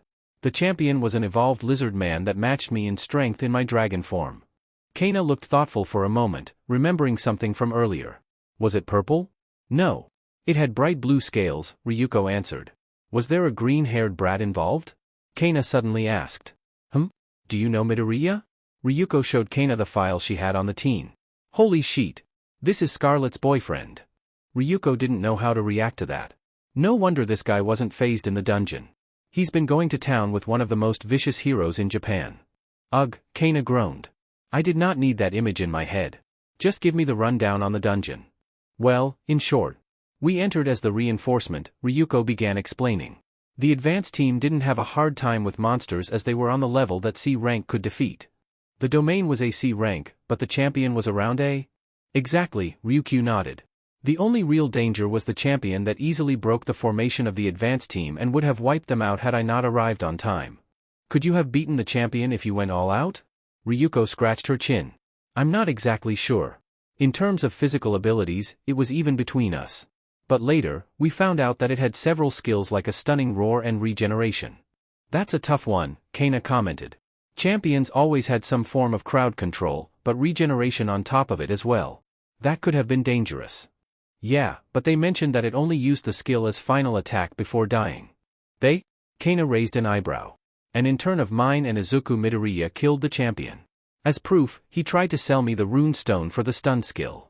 Kana's eyes widened. He didn't just kill it. He turned it into a summoned creature. Kana exclaimed and rushed out of the office and jumped off the balcony. I'm going to have that balcony removed. With Izuku hesitating to go into a dungeon until his stats were recovered, he was left to check the recent updates about dungeons. The most recent news was about a red gate that appeared in Korea. It led to the death of several B ranks and an A rank hunter under the White Tiger Guild. It was mentioned the surviving hunters only made it out alive because of the interference of an outside party that took part in the raid. Since they didn't mention a name, it must be someone trying to hide their identity, Izuku muttered. The first thing that came to his mind were the other avatars chosen by the rulers. Ija said that Izuku wasn't a chosen vessel, so the Shadow Monarch has an avatar out there somewhere. The next on the list was a trial variation gate that appeared in the middle of the sea between Japan and Korea, though the gate was officially recognized to be under the territory of Japan. As the gate's rank was A, it was decided that it would not be placed under the ownership of one guild. The Hero Commission opened the dungeon to everyone. They only needed to inform the Hero Commission that they will be joining the raid happening in 2 days. The confirmed guilds that are participating are Draw Sword Guild and the Endeavor Guild. Izuku! He froze at the sound of his mother's scream. Rushing down the stairs, Izuku prepared for a fight, but only saw his mother looking at her phone in shock. What happened? Someone transferred 500 million on my bank account. Ah? Izuku scratched the back of his head. You might want to sit down for this one, Mom. Have everything ready by tomorrow. Go to Ruji yelled. We will be taking everything in that dungeon. I doubt there will be anything good in a dungeon in the middle of the sea, Kane grumbled as she prepared her gear for transport. Don't be like that, Kane, you might not get your contract renewed if you're so negative, Akari said as she approached Kane. I don't care. It won't be hard to find another guild, Kane replied as she closed her case. Come on. The only guild that can offer the same here would be Endeavor or Might, Akari said. Kane just scoffed. If she wanted to, she could just retire. Unlike the other S ranks in this guild that spend their money like water, she had a lot of it saved up. That was mostly because she didn't have anything worthwhile to spend it on, but that wasn't the point. Suit yourself, Akari shrugged as she walked away. Currently, their guild has 2 projects lined up. This variation gate and potentially the S-rank gate in Jeju Island. The latter was still being discussed, but the former is already underway. This will probably be the last projects Kane will do under the guild, so her main priority would be survival. She grabbed the file handed to them for the dungeon. A task variation dungeon with the goal being to destroy a statue. The interior of the dungeon was a giant cavern with no solid ground, only water. There were also multiple passageways to add more difficulty for the heroes. The strongest enemy in the dungeon was a leviathan that was around 50 meters long. The scouts must have been paid a lot for this information, Kane muttered. The plan was to travel inside the dungeon via a boat made of materials from dungeon's monsters and mana crystals. Kay will also be in charge of creating solid ground with his ice magic. I don't like this. Phew, Izuku slumped into his bed. Explaining where the money came from to his mother was the most mentally exhausting task Izuku has ever done. At least now, Izuku didn't have to worry about her overworking herself. Izuku wouldn't be using any of that money on himself, giving it all to his mother. If he needed money, he could just sell the materials in his inventory. Stats have been restored. Izuku sat up. Finally, Izuku immediately opened his status window. Izuku Midoriya. Stats. Strength 261. Agility 283. Vitality 570. Sense 163. Intelligence 82. With this, Izuku was comfortable heading back into the dungeon. The first thing that came to mind was the A-rank task variation gate in the sea, but there was a requirement of needing to enter with a guild. With that in mind, there was only one person Izuku could ask about it. The next day. Instead of the rune stone, you want to join us in the variation gate? Ryukyu narrowed her eyes at Izuku. Yes, he nodded. It's a bit short notice considering the raid is tomorrow. You don't need to include me in the raid team. I just need to get in the dungeon, Izuku said and pulled out the rune stone for paralytic roar, holding it out to Ryukyu. Ryukyu sighed. Fine, she took the rune stone. Give me your awakening ID. Izuku gave her his ID that still had him registered as an E rank. An E rank entering an A rank variation gate along with every big guild in the country. Not suspicious at all, Ryukyu deadpanned. Izuku had the decency to look sheepish. For this to work, I need a rough idea of how strong you are before I send this to my management team, Ryukyu said as she handed him his ID back. It would be troublesome if you died a few seconds in the dungeon. How are you going to test me? Izuku asked. Ryukyu held out her hand. Try to run your mana on my hand. Izuku wasn't exactly how that worked since there was no such method of measuring power ever mentioned like that. It may be Ryukyu's ability, though it would be better if he just complied. He placed his hand over her hand and tried to let his mana flow to it. Izuku watched as red and purple mana tried to crawl up Ryukyu's hand. Heek! Ryukyu suddenly pulled back her hand and dropped to her knees. What happened? He panicked. Are you alright? Ryukyu shivered for a second. I am fine, she said as her face was slightly flushed, then proceeded to get up and began pushing Izuku. Meet us at the docks tomorrow at 3 a.m. Don't be late, Ryukyu practically pushed him out of her office. Wait. Looking around the docks, Izuku saw hundreds of hunters boarding ships. It wasn't just normal ships either, he could feel a thick layer of mana coating the ships. If had to compare it to a hunter, it should be the same as an A-rank tank. There were 4 of those ships. One was owned by the Draw Sword Guild, carrying all their hunters, with all 11 of their S ranks present on the ship. The other one was owned by the Endeavor Guild, carrying at least 100 hunters led by Endeavor, the Guild Master and Burnin, the Vice Master. The last 2 were owned by the Might Guild, providing the other guilds with transportation for this raid. At first glance, it seemed that too much was being invested into a raid that's entire goal was just to destroy some statue inside the dungeon. But unlike normal dungeons, a task variation dungeon gave out drops like a game. Giving rewards depends on the person's contribution. Obviously, the one to destroy the statue would get the most, but there was an obvious risk since the rewards were random. Nobody knows what the reward will be. Even if the reward was guaranteed to be a rank or higher in value, it could still be some unusable rock. Thankfully, the reward wasn't what Izuku wanted. His goal was the Leviathan-type monster inside the dungeon. His power was dependent on the stats of his shadow soldiers, so he needed high-quality monsters to use. Champions, boss monsters, and rare monsters like Relion. Hey! Izuku turned around and saw nobody. Up here. Looking up, he saw Nijire in the sky. We're waiting for you. Come on. She flew away and Izuku did his best to keep up. When he arrived, he saw Ryukyu along with her guild members who were all women. Oh, I'll just wait at a corner. Izuku might have his personality and memory somewhat messed up, but His fear of women still seemed to be there if there's a lot of them in one spot. Ahem, leave him be, Ryukyu gained their attention. Our focus is simply hunting down monsters inside the dungeon. We won't be competing to destroy the statue, Ryukyu stated. It is far too risky with the Guardian protecting it and the other guilds gunning for it. Those BSTRDS won't care if they must kill you, so prioritize survival. Harsh, Izuku muttered. He may have said that, but Izuku understood. Nobody cares what happens inside the dungeon. If they wanted, both Endeavor and Draw Sword could slaughter everyone else and simply say they died in the dungeon. Nobody would care. Will he be, okay? One of Ryukyu's guild members pointed at Izuku. He'll be fine on his own, Ryukyu replied, doing her best to avoid eye contact with Izuku, making him somewhat confused.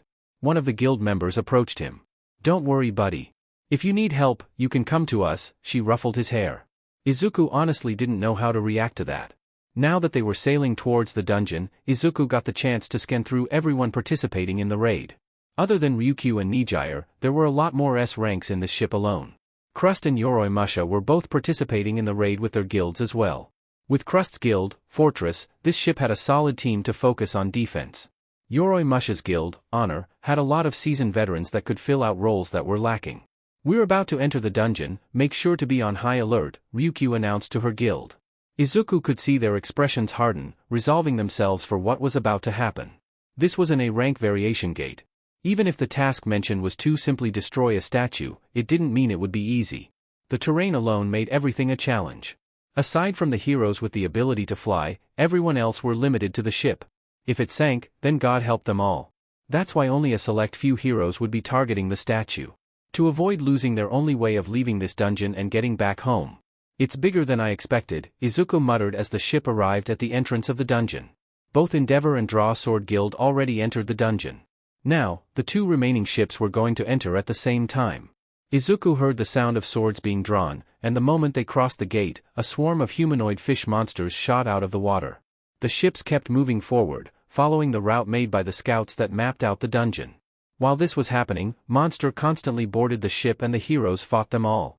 As the chaos was distracting everyone, Izuku got on the railing, and jumped. He landed on the sloped edge of the cavern and began running. He needed an isolated place to hunt. Status? Go to Ruji asked as he decapitated another monster.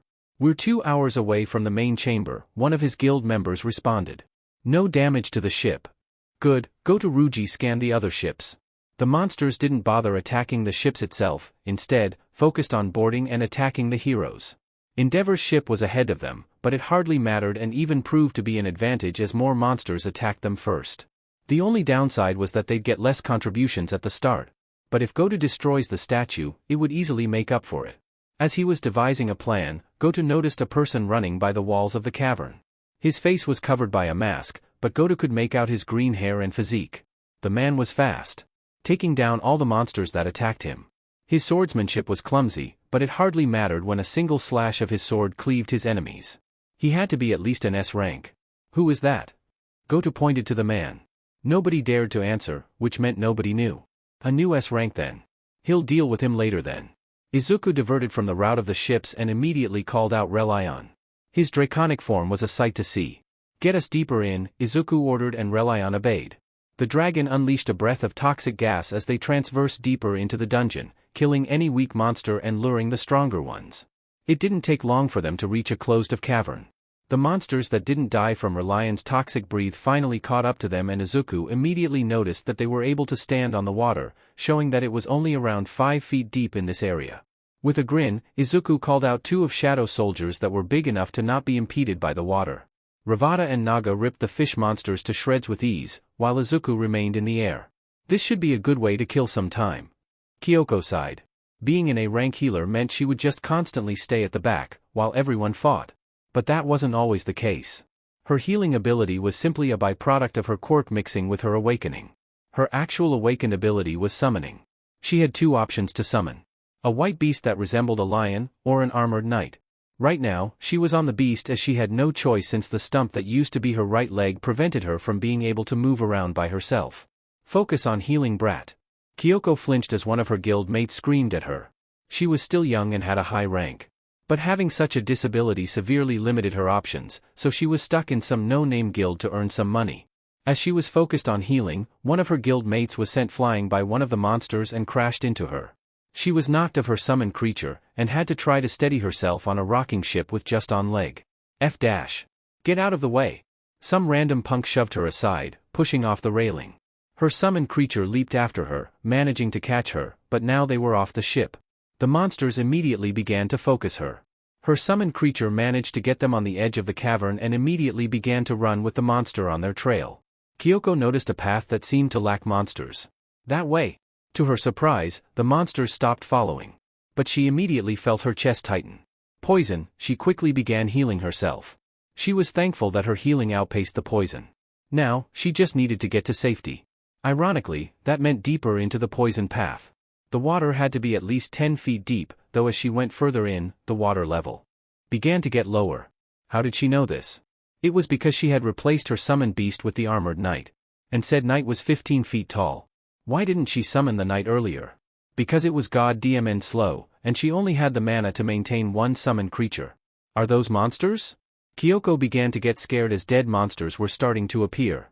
Their bodies were intact, which meant they died from the poison. That could have been her. That was a good warm-up. Kyoko perked up at the sound of a human voice. She looked at her reflection in the water to make sure she wouldn't get mistaken for a monster. Her blonde hair was a bit of a mess, but she looked human enough. Reaching a closed-off area, Kyoko was greeted by a mountain of monster corpses. A man stood on top. A dragon flying above him and two ferocious-looking monsters beside him. His glowing green eyes locked onto her. God, she hoped that wasn't pee running down her legs. Izuku stared at the new arrival with a raised eyebrow. The green glow around her meant she was in the process of being healed. Either by her own magic, or the giant she was riding on the shoulder of. His perception told him that she was around a rank and a mage type, and in the summoner variant. Honestly, with the poison gas trail he left, he expected everyone to avoid coming to this area.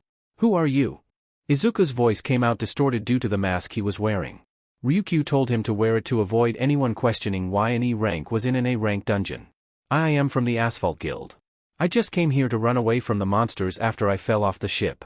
The woman slightly shivering, and Izuku noticed that one of her legs were missing.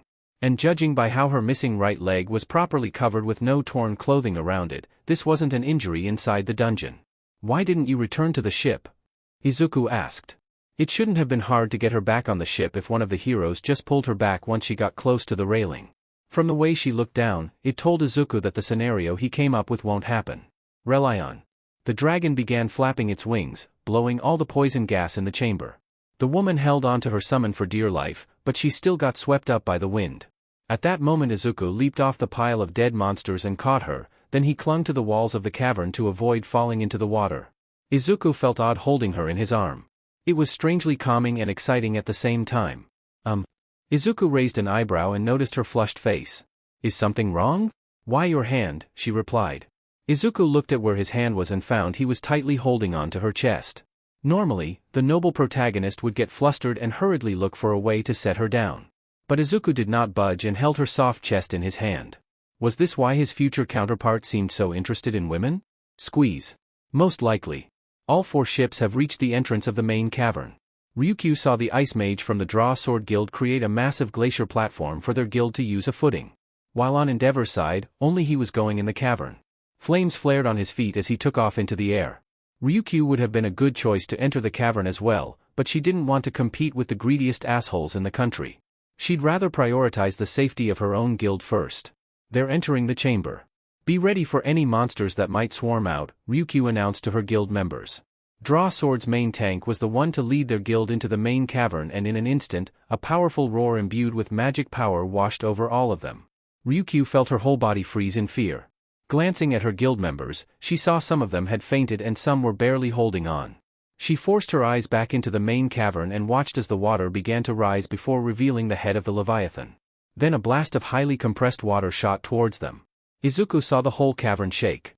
They must have reached the boss room, he muttered as rode on Relion's back and was heading back to the main tunnel. Can I ask you a question? The woman in his arms spoke. Yeah, he had turned off the voice changer since he honestly didn't like how it sounded. Are you from one of the big guilds? She asked. Izuku shook his head. No. She began squirming. Please don't kill me. Izuku raised an eyebrow. If I wanted to kill you, I would have done it back at the cavern. Then if you're going to RPE me, can you at least do it outside the dungeon? What the hell? Izuku was well aware of how bad things can turn out in a dungeon, but this woman seemed so sure that he was going to do something to her despite saving her. Well, it was his summon that poisoned her and blew her away, but he still saved her. I'm not going to do anything to you, Izuku stated. You were rather touchy earlier though. Izuku didn't bother to respond. Once they arrived at the main passage leading to the exit and the main cavern, Izuku offered the woman a choice. Do you want me to leave you here or come with me to the main cavern? She was interrupted by the sound of metal grinding. Both of them turned to the direction of the sound and saw one of the ships being pulled by Ryukyu in her dragon form.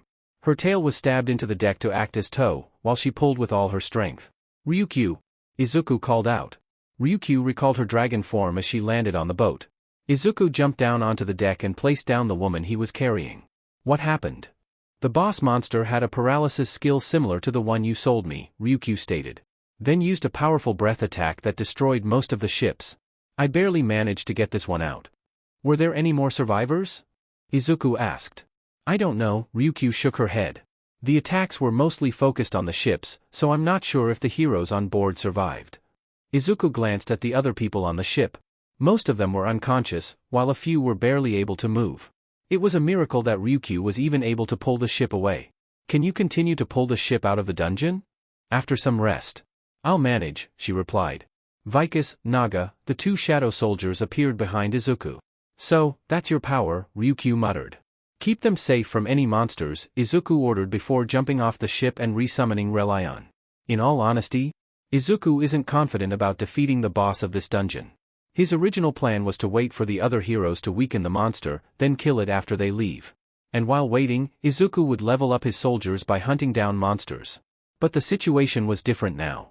Izuku may not be some noble hero anymore, he still needed to at least attempt to save the survivors. Reaching the main cavern, Izuku could hear explosions, so there were at least some survivors capable of fighting. The first thing Izuku saw was the destroyed ships and a bunch of people trying to get to the cavern walls to get out of the water. Inside the cavern, the S ranks of the Draw Sword Guild were facing the boss monster, while Endeavor tried to destroy the statue. Which didn't seem to be working. Goto Ruji was surprisingly facing the boss monster as well, instead of contesting the statue. Magic isn't working as well. Endeavor yelled out. F-. Goto cursed as he deflected a trident-tipped tail. Things were starting to make sense to Izuku. Ravada. The summon crashed into the glacial footing, then leaped towards the tower. If his strongest soldier can't break that statue, then they're screwed. Ravada was about to reach the statue when a torrent of water shot the shadow soldier down. What followed was a roar that made even Izuku hard to move.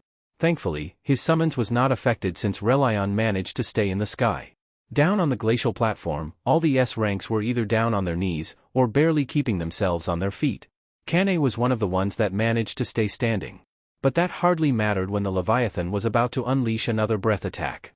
The other S ranks had necklaces that began to shine before disappearing in a flash of light, leaving Kane and Endeavor behind.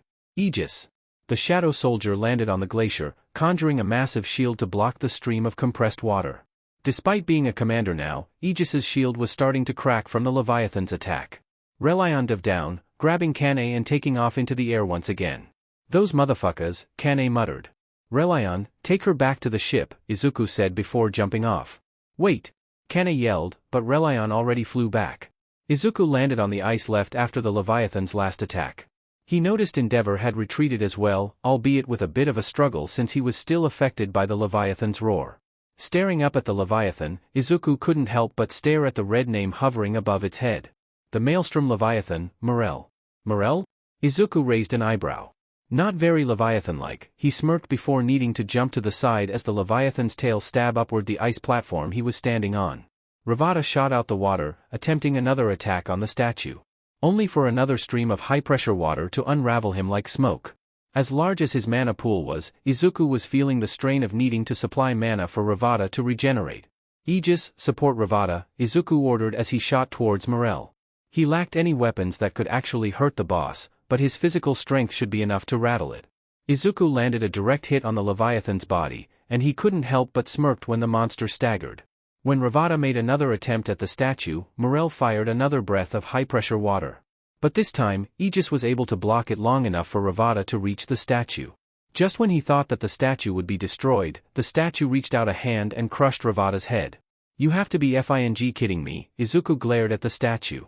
It resembled an angel with 2 pairs of wings wrapped around its body. And as Ravada's head was regenerating, the wings blasted open, creating a powerful blast of wind that reached all the way to Izuku. Bullshit. This is supposed to be an A-rank gate. Izuku yelled as he braced himself from the blast of wind. He barely had time to react as a fist dug into his stomach and sent him flying towards the cavern walls. Izuku barely managed to get a glimpse at the perpetrator. Commander of a brilliant light, Arvel. The last thing Rumi remembered was their ship taking a direct attack from the boss monster, so it was no surprise that she woke up in a pile of rubble. The ship they were on was reduced to scrap, and everyone was either dead or injured. If she didn't have the durability of an S rank, she would be either.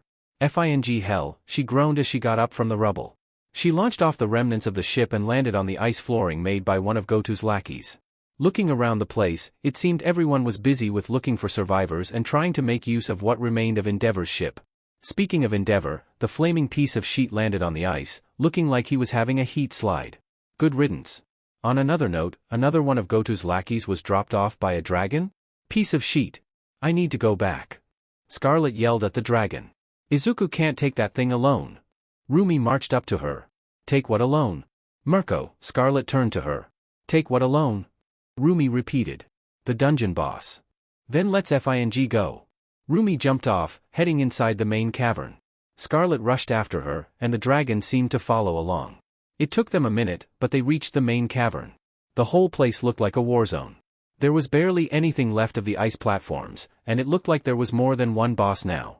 The Leviathan that had destroyed their ship was still there, and some angel-looking monster was standing over some random hero that was buried into the wall of the cavern.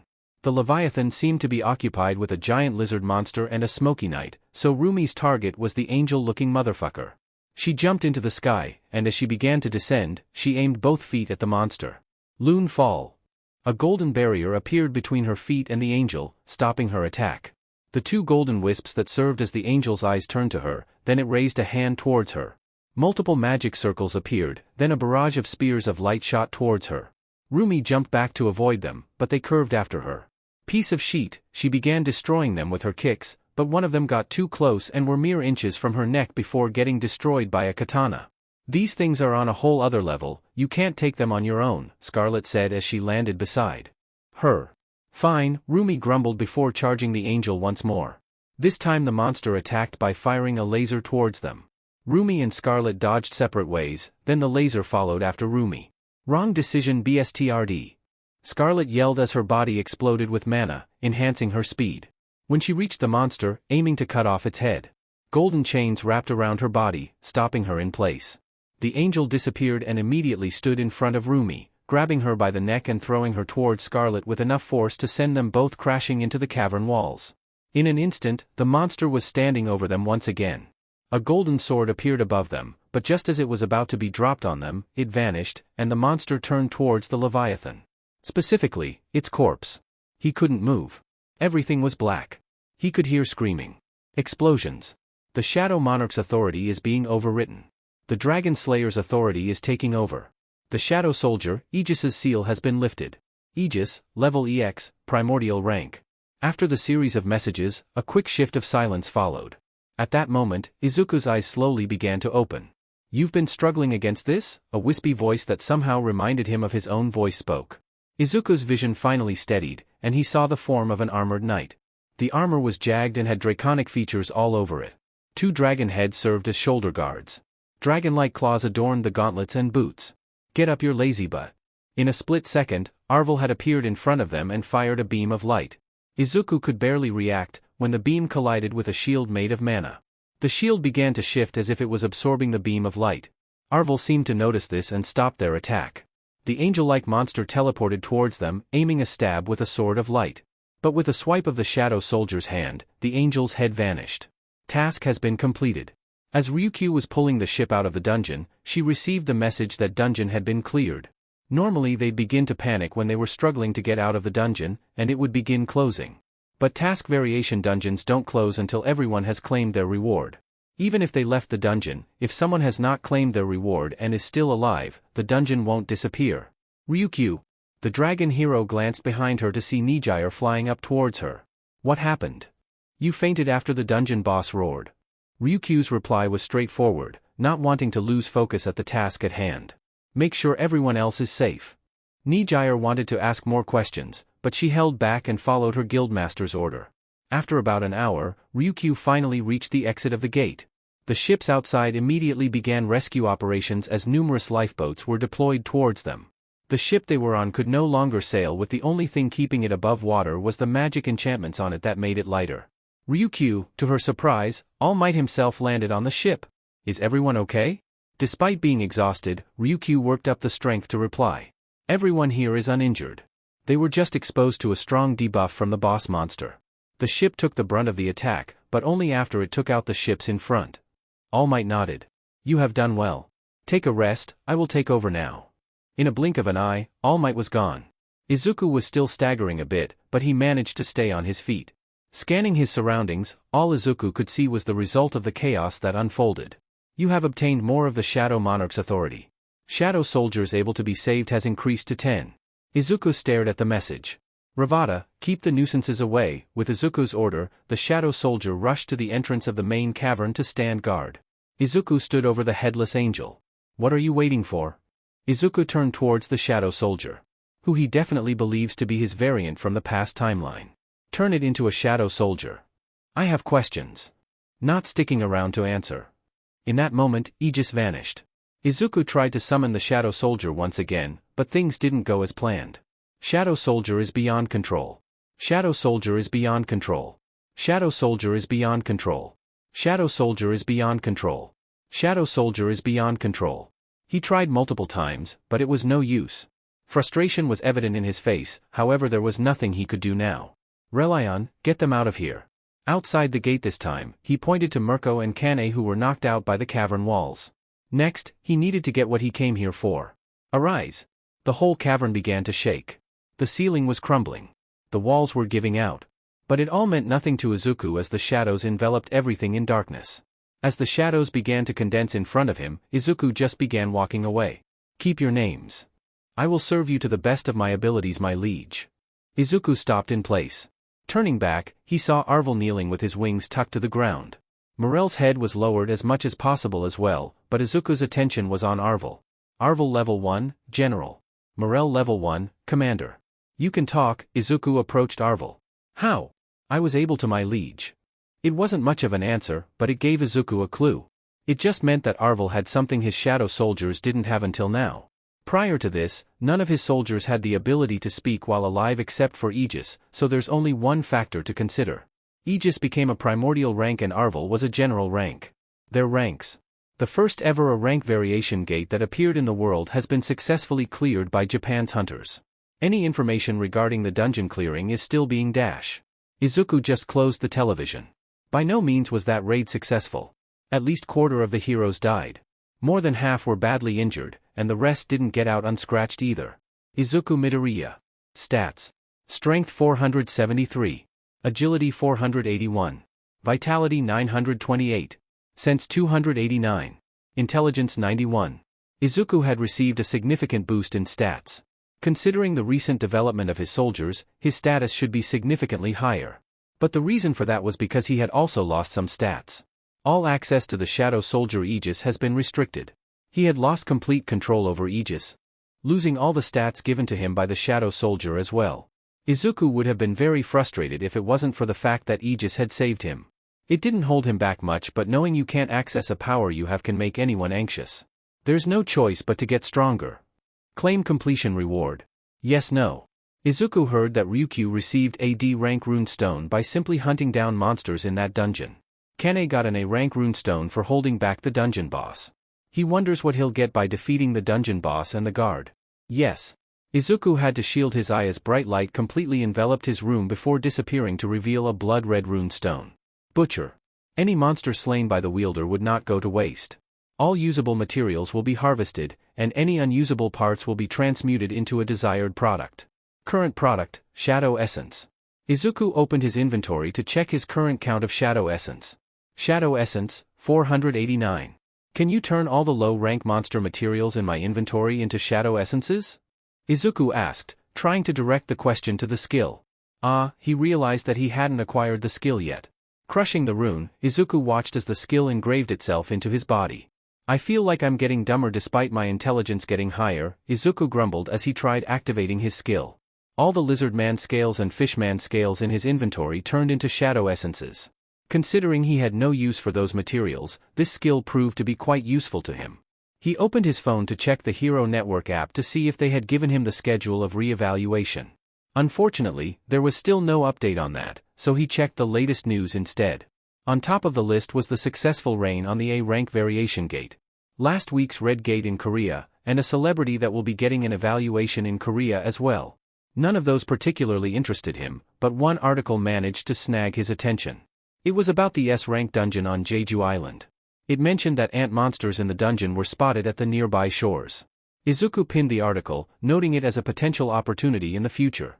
"Izuku, you have a visitor," his mother called out to him. Putting his phone away, Izuku came out his room and saw Kane sitting in the living room. "I'll let you two talk. I needed to go buy groceries anyway." Inko hurriedly left. "It hurt my feelings that you didn't even wait for me to wake up," Kane said. "You don't say." Izuku's eyes twitched. Unlike last time, Izuku no longer felt nervous around her. Simply because he felt a lot stronger than her now. "I'm no longer a part of the Draw Sword Guild," Kane revealed. Izuku sighed. "I figured when they left you in that dungeon. Do you plan on making your own guild?" Izuku shook his head. "Not at the moment." "Are you going to join UA?" UA was labeled as a hero school that trained young awakened. But it functioned no different from guilds. They have their students do dungeon raids under the supervision of teachers. Then after they graduate, they had the option of joining other guilds or forming their own, but UA also extends an offer as well. And since the students already felt familiar with the school, they accept. Planting seeds, growing it, and harvesting. "I'm not sure yet. I don't think I'll have much to gain from going there at this point." Kane smirked. "Suffering from success?" Izuku stared at her flatly. "People are looking for you," Kane said with a sigh. "After you cleared the variation gate, Endeavor and Gota had been doing their best to find out who you are. Should I be concerned?" Izuku narrowed his eyes towards her. "Not really. As far as they knew, you entered that dungeon unregistered," Kane replied. "They simply ignored the E rank registered under Ryukyu's guild." "Wouldn't an E rank in a variation gate be suspicious?" "Something obvious is most often ignored." Kane stood up. "The Draw Sword Guild is taking heavy backlash for abandoning the raid, so they plan on taking advantage of the S-rank dungeon in Korea." Izuku raised an eyebrow. "I don't know Goto's plan, but it's definitely not just to help out." "What do you expect me to do?" Izuku crossed his arms. "It's not like I can stop him." "You can if you want to." Izuku pondered those words for a moment. Did he want to stop him? He could stop people from getting hurt. Being a hero had been his dream. But suddenly it vanished like it was never even there. It was like he woke up one day and forgot that his dream was to become a hero that saved everyone with a smile. "I need some time for myself," Izuku stated. "Do you want to do it in a dungeon?" Kane asked. "Huh?" Izuku looked at her in confusion. Ryuko sighed as she looked over the report on their losses. Every guild member that entered the variation gate was still suffering from the effects of the debuff. Thankfully, none of them were injured and only needed to wait for the debuff to wear off. For the meantime, her guild was stuck doing low-rank gates with the lower-rank members to earn money. "This is so frustrating," Ryuko groaned. She and Nijire were the only S-rank heroes in her guild, and Nijire wasn't even an official member as she was still under UA as a trainee. As she was in the middle of her mental and management problem, her phone began ringing with a number she didn't recognize calling. Considering this was a private number that wasn't accessible by random calls, it meant the caller had access to the same level of authority as her. "Hello?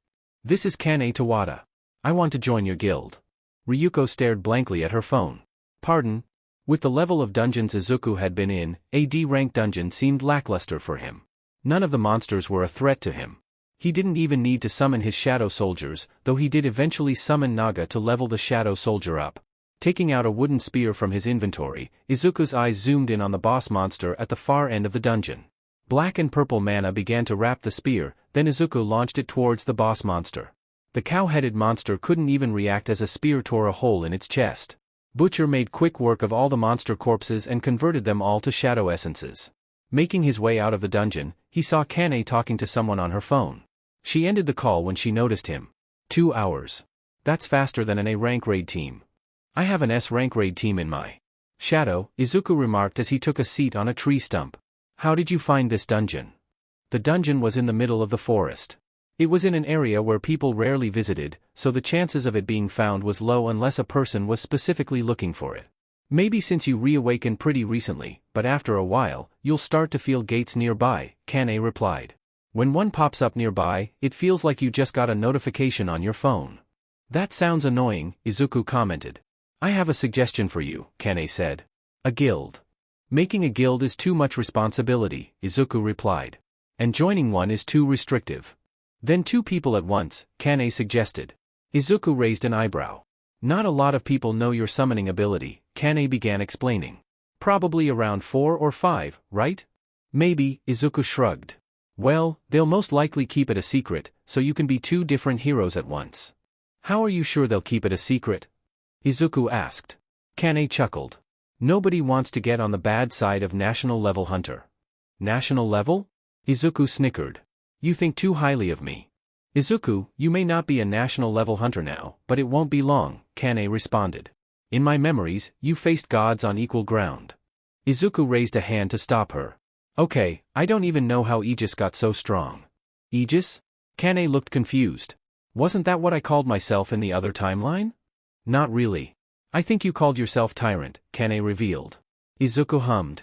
I guess that fits Aegis back then. Then Izuku remembered something. Do you remember any of the skills he used?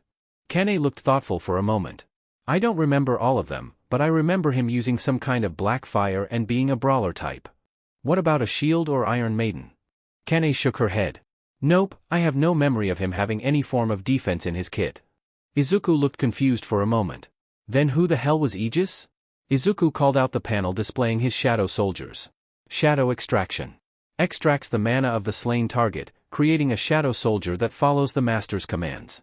Saved Shadows 710. Aegis level EX, Primordial, Sealed, Restricted. Arvel level 1, General. Morel level 1, Commander. Ravada level 29, Commander. Relion level 17, Commander. Naga level 20, Elite Knight. Vicus level 7, Elite Knight. Aegis was still labeled sealed, which confused Izuku even more. This is too much of a headache, Izuku rubbed his forehead in confusion. Let's forget about that for a moment and go back to my suggestion, Kane said. The guild? Izuku sighed. What guild should I even join? Ryukyu's guild. You already have a connection with her, Kane answered. She won't refuse an S rank, and you can clear as many dungeons as you want without being suspicious. And the other one? An unregistered hero that beats up corrupt heroes, Kane replied. So, 80% of all heroes. You don't have to take them all down, Kane didn't even bother to deny it. Fine. South Korea's 10 THS rank hunter, Sung Jin-woo has been revealed to be a mage-type some dash. Kana closed her television as she got up to start her patrol. As she was about to leave, she received an assignment for a supervision role during a private re-evaluation. A new S rank? Kana raised an eyebrow as she opened the file to see a familiar face on the image of the applicant. Izuku Midoriya. Just my FING luck. Can't say I wasn't expecting this, Kane mentioned as she stopped the car and saw a crowd of reporters in front of the Hero Commission building. They're making a big deal out of this when it isn't even confirmed yet, Izuku responded. Well, you're already guaranteed to be an S rank. What drew the reporters is your story, Kane mentioned. From an E rank to an S rank. I can how that would attract some attention, Izuku nodded. But if it blows up, then Endeavor and Goto would figure out it was me that cleared the variation gate. So what? Kane raised an eyebrow. A hunter that solo cleared a dungeon they couldn't. What are they going to do about it? Izuku hummed. You have a point. So far, I'm pretty sure nobody else knows you have a necromancy-based summoning ability, Kane said. Even if they saw your summons, they couldn't exactly link it to you. Why not? Because you're physically stronger than most S ranks. Izuku nodded. Alright. I'm going with a tank role anyways. A tank? Wasn't expecting that. Well, let's head inside. Izuku opened the door and instantly vanished. Kane stared at the open car door in confusion. What? Ryuko stepped out of her car and was immediately hounded by the reporters. Ryukyu, is it true that Scarlet and the new S rank will be joining your guild? Is it true that you personally trained him? When did you find out he reawakened? Ryuko held firm and ignored their questions.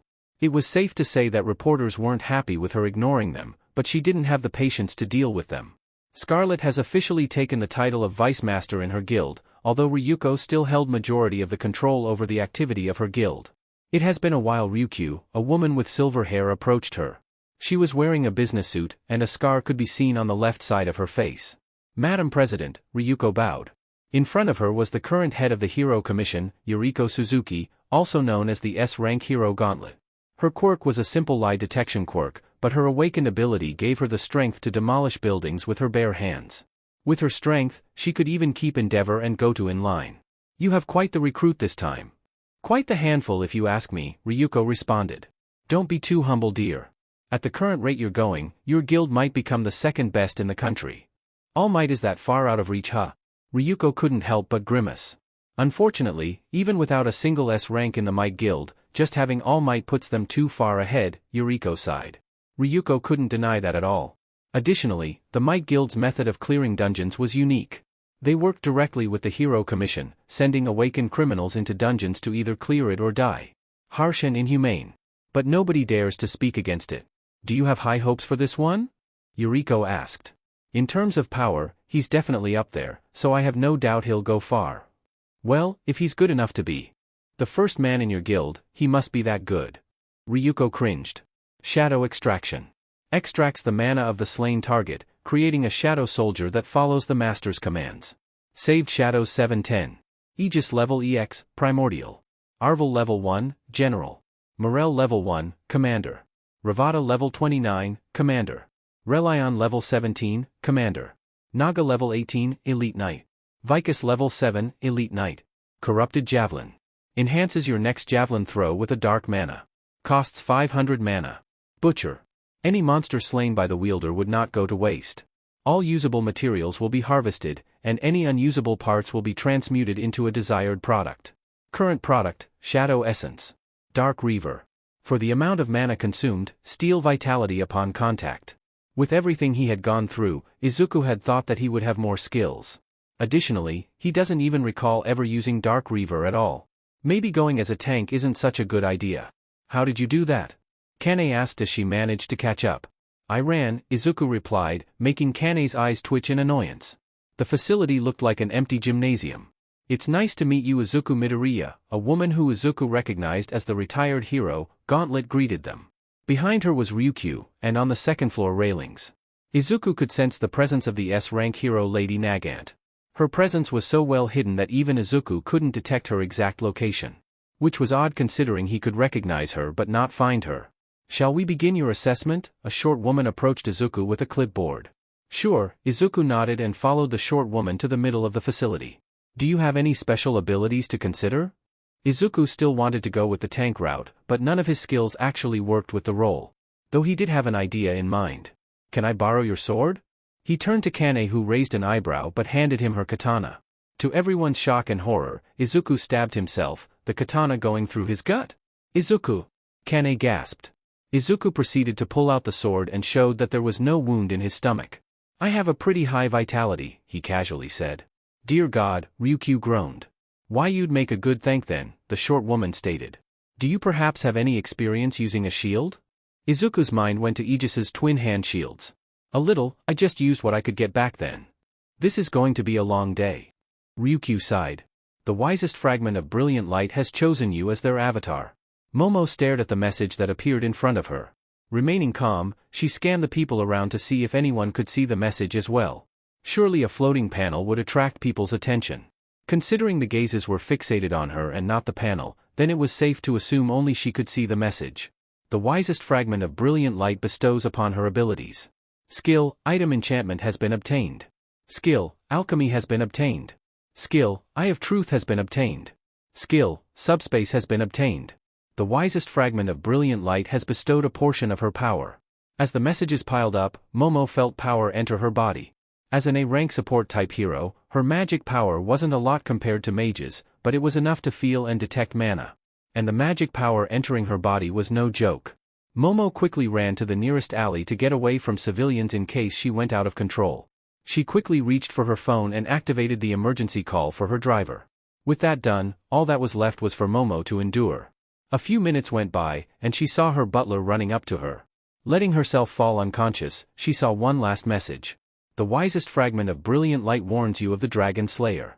You want to enter a dungeon already?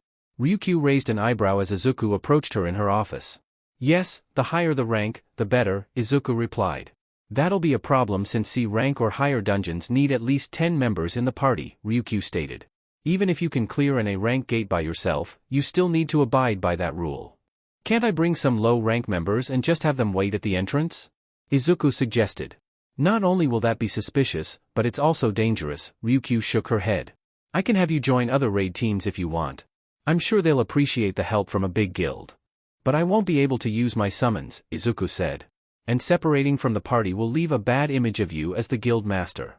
Ryukyu flinched. Thank you for your concern, Midoriya. Ryukyu sighed. Fine. We will go with your suggestion, but the others won't be entering the dungeon. Izuku looked at her in confusion. Is that allowed? It's somewhat of a loophole since nobody has ever considered going in an A-rank dungeon alone anyway. On paper, there will be 10 members in the raid party, but only you will be going in. Good idea, guild master. Izuku gave her a thumbs up before walking away. Thanks. Ryukyu blushed. Are you the hotshot? Izuku stared at the woman wearing a hoodie. I beg your pardon? Izuku looked around in confusion. In front of the gate was a group 9 women in their casual clothes. It seemed Ryukyu had made it clear to them they weren't entering the dungeon. Then Izuku noticed that some of them were actually injured with slings on their arms or bandaged legs. I'm sorry for the inconvenience, Izuku bowed. Don't worry about it, pal. Thanks to you we'll be receiving a free clear bonus from the guild, the woman in front of her informed him. Just make sure to come back alive. She tried to pat him on the back and revealed her bandaged hands. All right, Izuku stepped into the gate. It turned red. A red gate. Ryukyu yelled. Tossing the phone, she ran to her balcony and jumped. The gate Midoriya had entered was an A-rank gate. A red gate elevates the rank of the gate by at least 1, and the difficulty of dungeon by even more. Going in alone was practically suicide. Izuku stared at the fortress in front of him while heavy rain poured down on him. Turning around, the gate was nowhere in sight. Now that I think about it, doesn't this make things a whole lot easier? Izuku smiled as all his shadow soldiers came out. The first of the 7 trials will now begin. Izuku stopped and looked at the sudden message in confusion. The first incarnation will test you. The trial of the unyielding vanguard will now begin. Huh?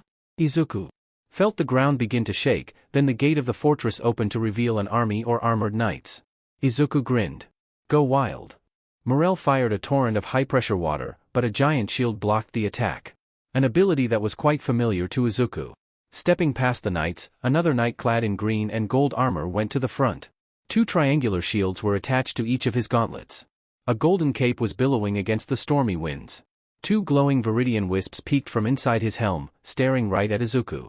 Aegis. The unyielding vanguard. General rank. Izuku stepped forward. Hello, old friend. Aegis pointed at Izuku, then his army charged. Ravada. Morel. Ruahua Air. Both reptilian shadow soldiers roared, attempting to paralyze the army with their skills. But Aegis wasn't going to make it easy for them. Aegis had activated Unshakable Will. All allies will be immune to status ailments. Izuku's eyes widened. The hell? He was snapped out of his shock when Arvel blocked a spear that was heading for his chest. Izuku's shadow soldiers clashed with the knights. Despite Izuku's soldiers being stronger individually, the knights showed amazing teamwork and cooperation. One knight would block Ravada's attack, while another would use that opportunity to stab Ravada. Similar methods were used on his other soldiers. The knights used chains to bind Relion's limbs to prevent the dragon from keeping its distance in the sky. Naga and Vicus were being overwhelmed by the same method used on Ravada. Morel was the only one actually doing damage as the Leviathan's large body decimated the knights. On the other hand, his current strongest soldier, Arvel, was flat on the ground with Aegis stepping over him. Corrupted Javelin. Izuku threw the spear directly at Aegis, but Golden Knight barely even flinched upon impact of the spear. Aegis raised an arm towards Izuku. Aegis has activated Defiance Authority. Izuku felt his body being pulled, then he began shooting towards Aegis against his will. Aegis crouched down with his right hand reaching towards his left waist, then when Izuku was close enough. Clang! Izuku was hit with a heavy backhand that sent him tumbling into the ground. My liege! Arvel attempted to get up but was easily crushed under Aegis's foot, destroying the upper body of the shadow soldier. There's something wrong with the power scaling here, Izuku groaned. For my liege! Arvel reformed quickly, creating a dozen spears of light that shot towards Aegis. But each spear was met with a shield that completely blocked it. Arvel attempted to attack with speed this time as he charged with his left arm transformed into a blade of light. But that proved futile as well, when the blade shattered upon impact of Aegis's armor. Izuku grabbed Aegis's leg, then grimaced when he couldn't even move the knight's leg at all. Aegis grabbed Izuku's hair and lifted him up. "This isn't fair," Izuku said before receiving a fist to his gut that sent him flying across the open field and digging a trench as he crashed into the ground. Another second later he was telekinetically pulled back again towards Aegis. This time, Morel fired a blast of water towards Aegis. But Aegis barely reacted as the stream of water hitting him. He grabbed Izuku by the head and threw him towards Morel, destroying the Leviathan's head as Izuku shot through it. Izuku crashed hard into the ground, making a crater deep enough to make a pool as the heavy rain poured down. Crawling his way out of the crater, Izuku just caught a glimpse of Aegis crushing Naga and Vicus with a single punch each. How am I supposed to beat something like this? Izuku slammed his fist into the ground in frustration. Any attack they dish out was either blocked or does no damage. Then Izuku's eyes widened. Blocked? Aegis had only blocked 2 attacks. Morel's attack aimed at the other knights and Arvel's light spears. Aegis had already confirmed that Morel's attack did nothing to him, but Arvel's attack was only aimed at him, but he chose to block him. "Arvel, prepare your strongest attack," Izuku called out as he charged Aegis. "As you command." Arvel responded and began preparing his attack. A giant magic circle appeared above the whole area. Aegis aimed his hand towards Arvel, but Izuku interrupted him by tackling him. Aegis didn't budge, but it stopped him from interrupting Arvel. Aegis slammed down a fist onto Izuku's back, but Izuku endured and kept his hold on Aegis. Dark energy began leaking out of Aegis as Dark Reaver activated. Aegis began barraging Izuku with punches, however, Izuku refused to let go. "One of us is going to die, but it won't be me." Dark Reaver activated at full force, using up all of Izuku's mana, but taking an equal amount of vitality from Aegis. "For my liege." A giant sword of light formed in the sky and began descending to the ground. Izuku smirked as Aegis attempted to shake him off. Aegis also attempted to create several shields of mana lined up from the sky, but they all shattered as the sword of light continued to descend. Izuku, along with shadow soldiers except Arvel, were all caught in the attack. "Reha!" Izuku screamed as the light enveloped them all. "You have shown unyielding tenacity. You have passed the trial of the unyielding vanguard." Izuku groaned as he forced himself up the ground. His whole body felt sore, and he could feel that the majority of his back was scorched. He was just happy his spine was intact and managed to keep himself up. "You have gained the skill, Eye of the Conqueror. You have gained more of the Shadow Monarch's authority. Shadows able to be saved has been increased by 5. Izuku turned to Arvel. "Arvel. Commander of the Brilliant Light. General rank, level 16. Race, Fragment of Light. Skills. Sword of Judgment, conjures of light that vanquishes every foe.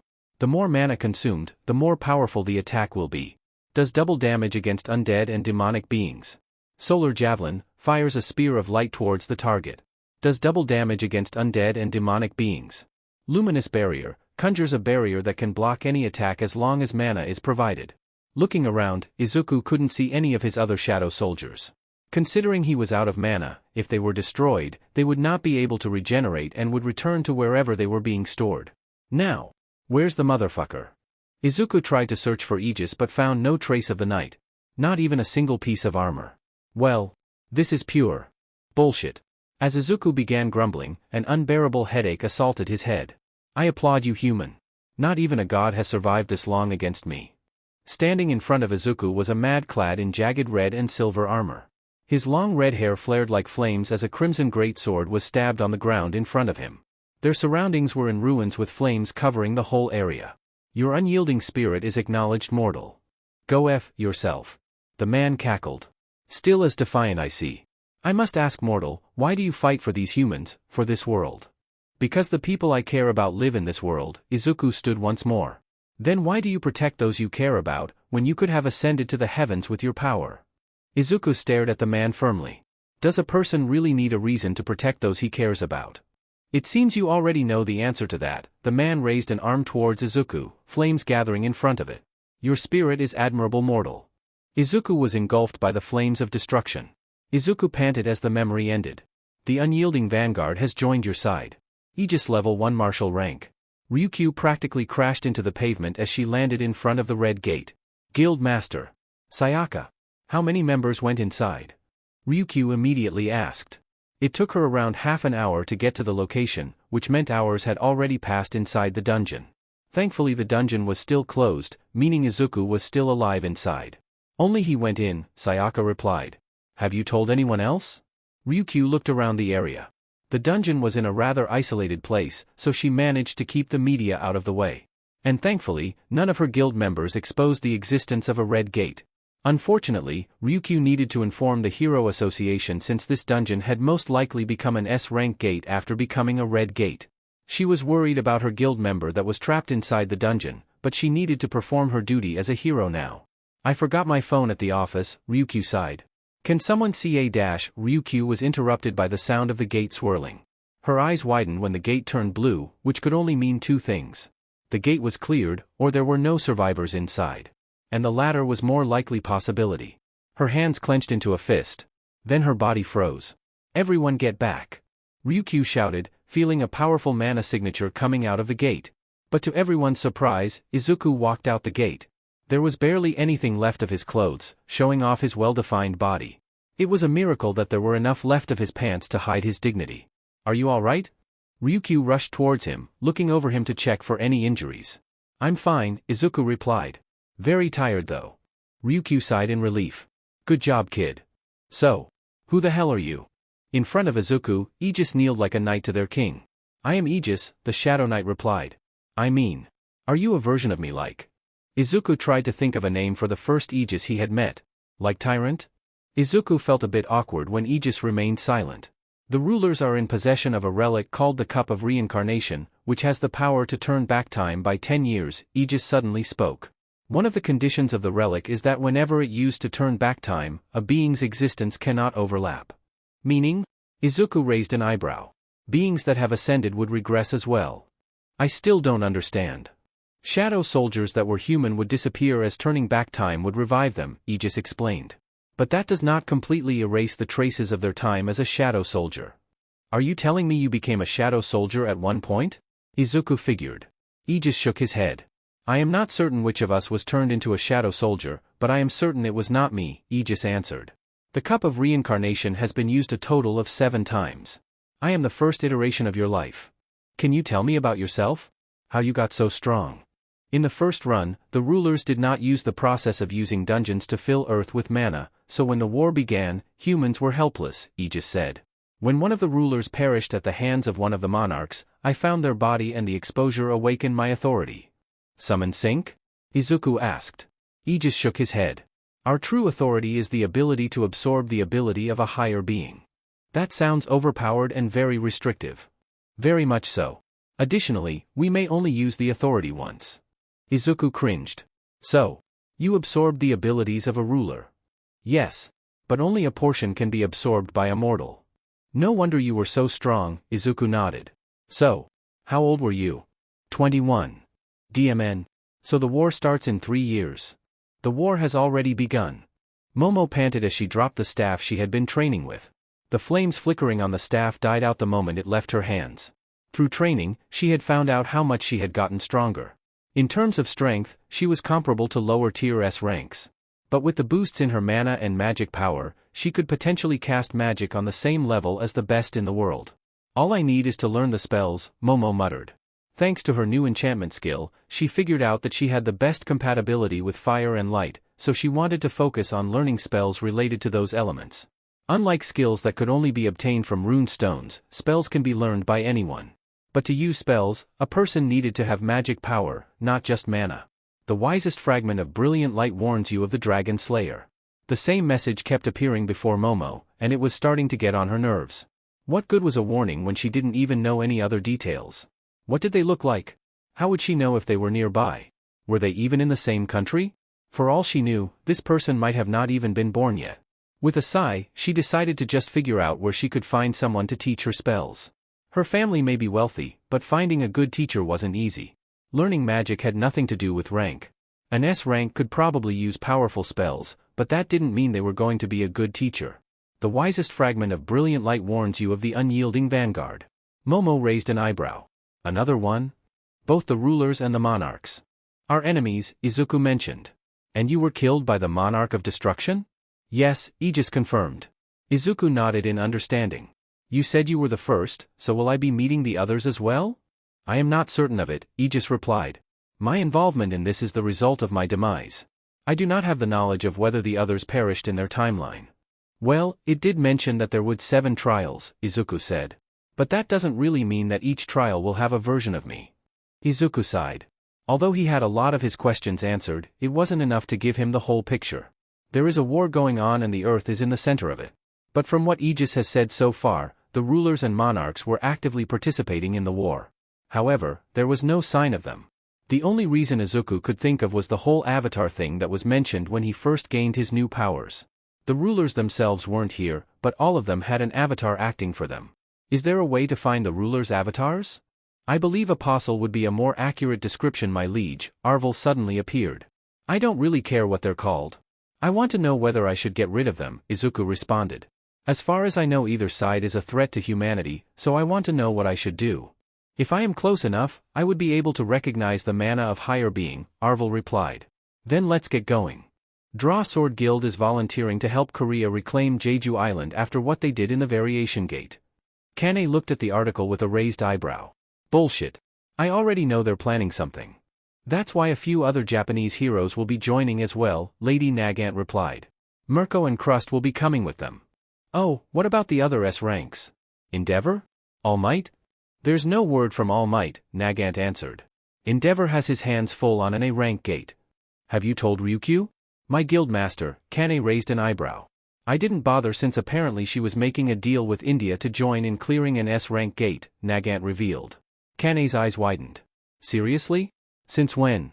I'm not sure either. I only found out when India's Hunter Commission sent a confirmation. DMN. That lizard is being sneaky. Only 3 people are going though, Nagant added. Kane narrowed her eyes. An S-rank gate in India? Don't they have enough hunters to clear an S-rank gate? Izuku asked in confusion. India was one of the countries with the most amount of S-rank hunters along with America, China, and Russia. Hearing that one of those countries allowed foreign hunters to participate in their S-rank dungeon raid was hard to believe. It has something to do with what's inside the dungeon, Ryuko replied. She turned the monitor of her computer to Izuku. The monsters in the dungeon are stone gargoyles, and the layout is something we haven't seen before, Ryuko explained. A schematic of the dungeon appeared on the screen. Inside the giant cave system were numerous stone platforms that reached around 200 meters high. Because of the terrain and the monster inside, it's hard to clear the dungeon without risking a lot of casualties. So, they allowed foreign hunters with the ability to fly? Correct, so I will be taking only you with me. Izuku looked at her in confusion, then at the file in his hands. It says you were allowed 3 people. The last spot was supposed to be for Scarlet, but I think she's planning on going with the Jeju Island raid. I see. Then Izuku noticed something. But I'm not registered to have flight abilities though. I can just say that you'll be riding me, Ryuko replied. Izuku didn't notice the blush on her face when she said that. When are we leaving? I'll need to tell my mother. In a week. Izuku nodded. Momo stared at her acceptance letter to UA, one of the few universities that trains young awakened. Although the school primarily acted as a university, they also operated as a guild, and was probably one of the biggest guilds in the world. Last she heard, UA had over 200 heroes. Though none of them were S ranks since S ranks tend to join the top guilds or make their own, UA still had a large variety of heroes that helped them operate. Being accepted means she'll be able to gain experience raiding dungeons in a more safely manner. Without the threat of being backstabbed inside the dungeon, she'll be able to focus more on applying what she trained. The wisest fragment of brilliant light warns of you of the presence of the unyielding vanguard nearby. Momo's eyes widened and she quickly pocketed her acceptance letter and surveyed the area. She was on the second-floor balcony of a 2-story cafe, so it gave a good view of the open area. She didn't know how close the person the mysterious message warned her about was, but they should most likely be within attack range. Using the skill Eye of Truth, Momo could accurately tell how powerful a person was and if they had any ill intentions towards her. First, she checked the other customers and employees with her on the second floor, then the people walking by outside the cafe. She spotted a few awakened people, but none that were even above B rank. What she didn't expect was for an invisible force to suddenly pull her away from her position and into the sky.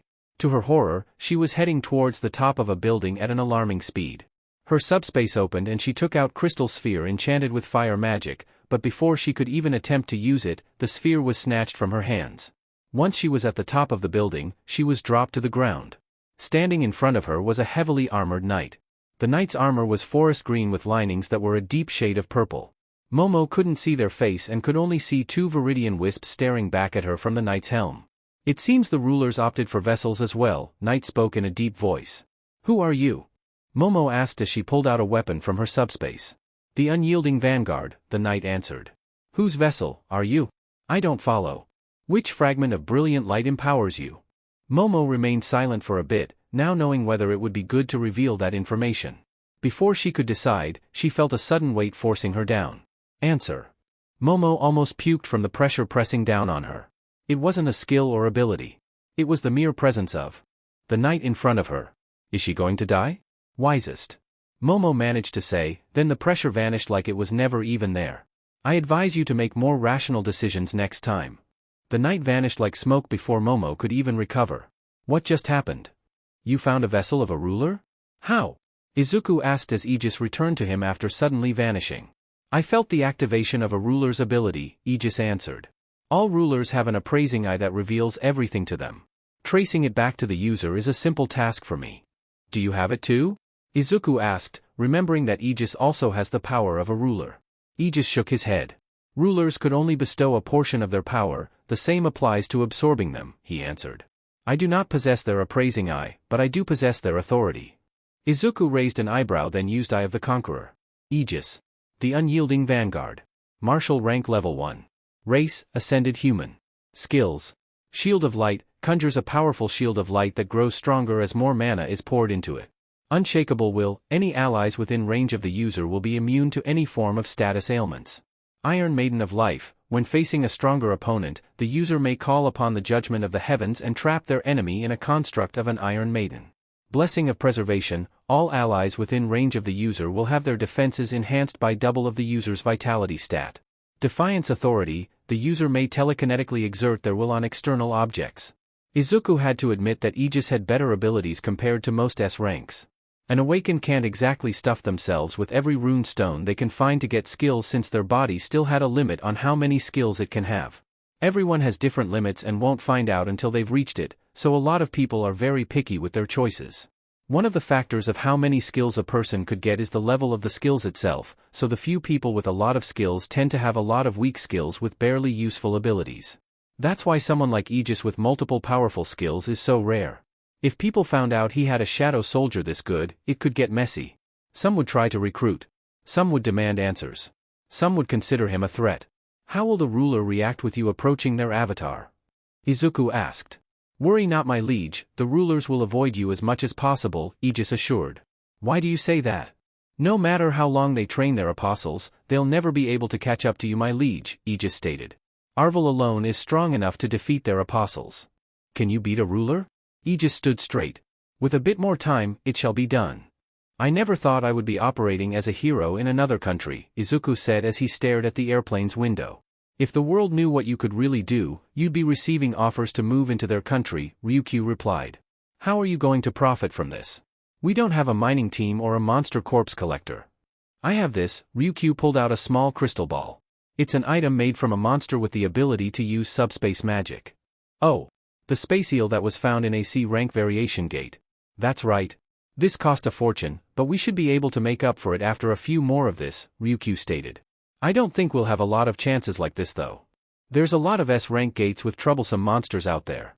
You'd be surprised how much other countries would beg to have an S rank that could fly, breathe underwater. Basically, any ability that helps them in challenging troublesome dungeons. Do you do this a lot? Izuku asked. Not a lot, Ryukyu responded. As stupid as it sounds, a lot of countries don't like asking a woman for help. Oh. Enough about that. We're close to the airport, Ryukyu stated. It wasn't announced that we would be arriving, so keep a low profile. I'm not that famous though. Ryukyu gave him a flat look. You're a newly announced S rank. Your face will be pretty fresh in their minds, so lay low. With that last warning, both of them watched as the plane began landing. The procedures went smoothly, getting them through the airport without anyone noticing them. You can head to the hotel first, Ryukyu said. Izuku nodded and pulled out his phone to check the information about their lodging. The hotel was provided by India's Hunter Association, and it was mentioned that someone was going to guide them there. Izuku looked around. They had already passed the pickup area, so the lack of a guide concerned him. Being lost in a foreign country wasn't something Izuku wanted to experience. You must be Mr. Midoriya. Hearing someone speak behind him, Izuku turned to face them. Yi-ak. Izuku froze at the sight of the woman in front of him. She was wearing what Izuku could only describe as a belly dancer outfit with a pink veil covering her face. A lot of her brown skin was exposed, revealing several golden markings all over her body.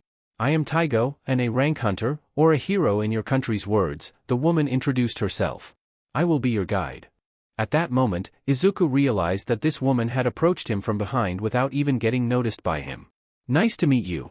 Please follow me. Izuku felt a bit awkward as he followed her. Although it was normal for a lot of heroes to wear skimpy outfits because of their quirks, it didn't lessen the awkwardness for him. But just to make sure her quirk was the actual cause, Izuku used Eye of the Conqueror. Mona Singh. Race, human. Quirk, Ghost Blade. Allows the user to conjure blades made out of their energy. Skill, Runic Enchantment, Mana Flow.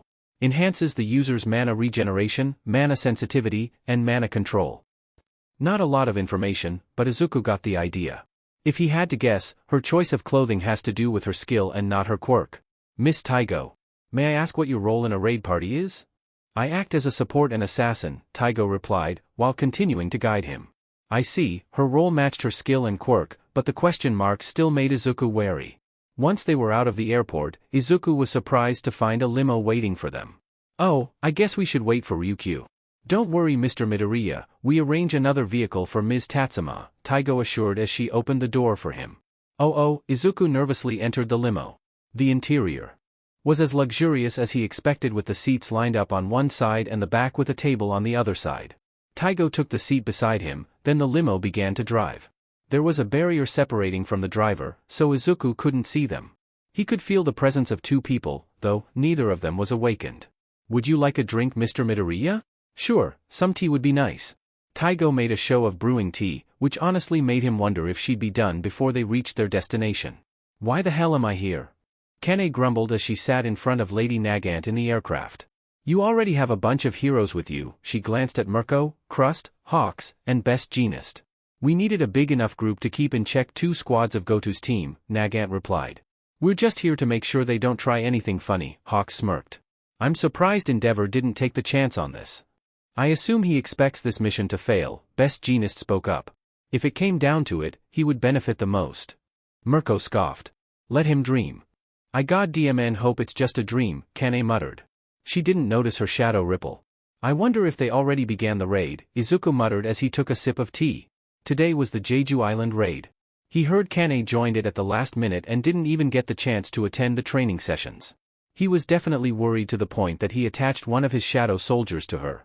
We'll be arriving at the hotel soon Mr. Midoriya, Taigo informed him. Glancing outside the window, Izuku noticed just how lively the area was. The road was mostly clear, but the roadsides were lined with small shops and stalls. It felt like the whole place was a market. Can you tell me anything about this place? Izuku asked. This place was called Dungeon City, Taigo answered. It was called that because the number of dungeons appearing here is comparable to 5 cities.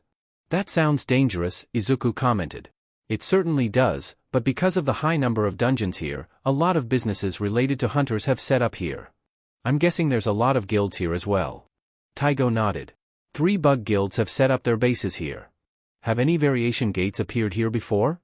Taigo hummed. Surprisingly enough, there have been no reports of any abnormal gates. Variation or red gates have never appeared here.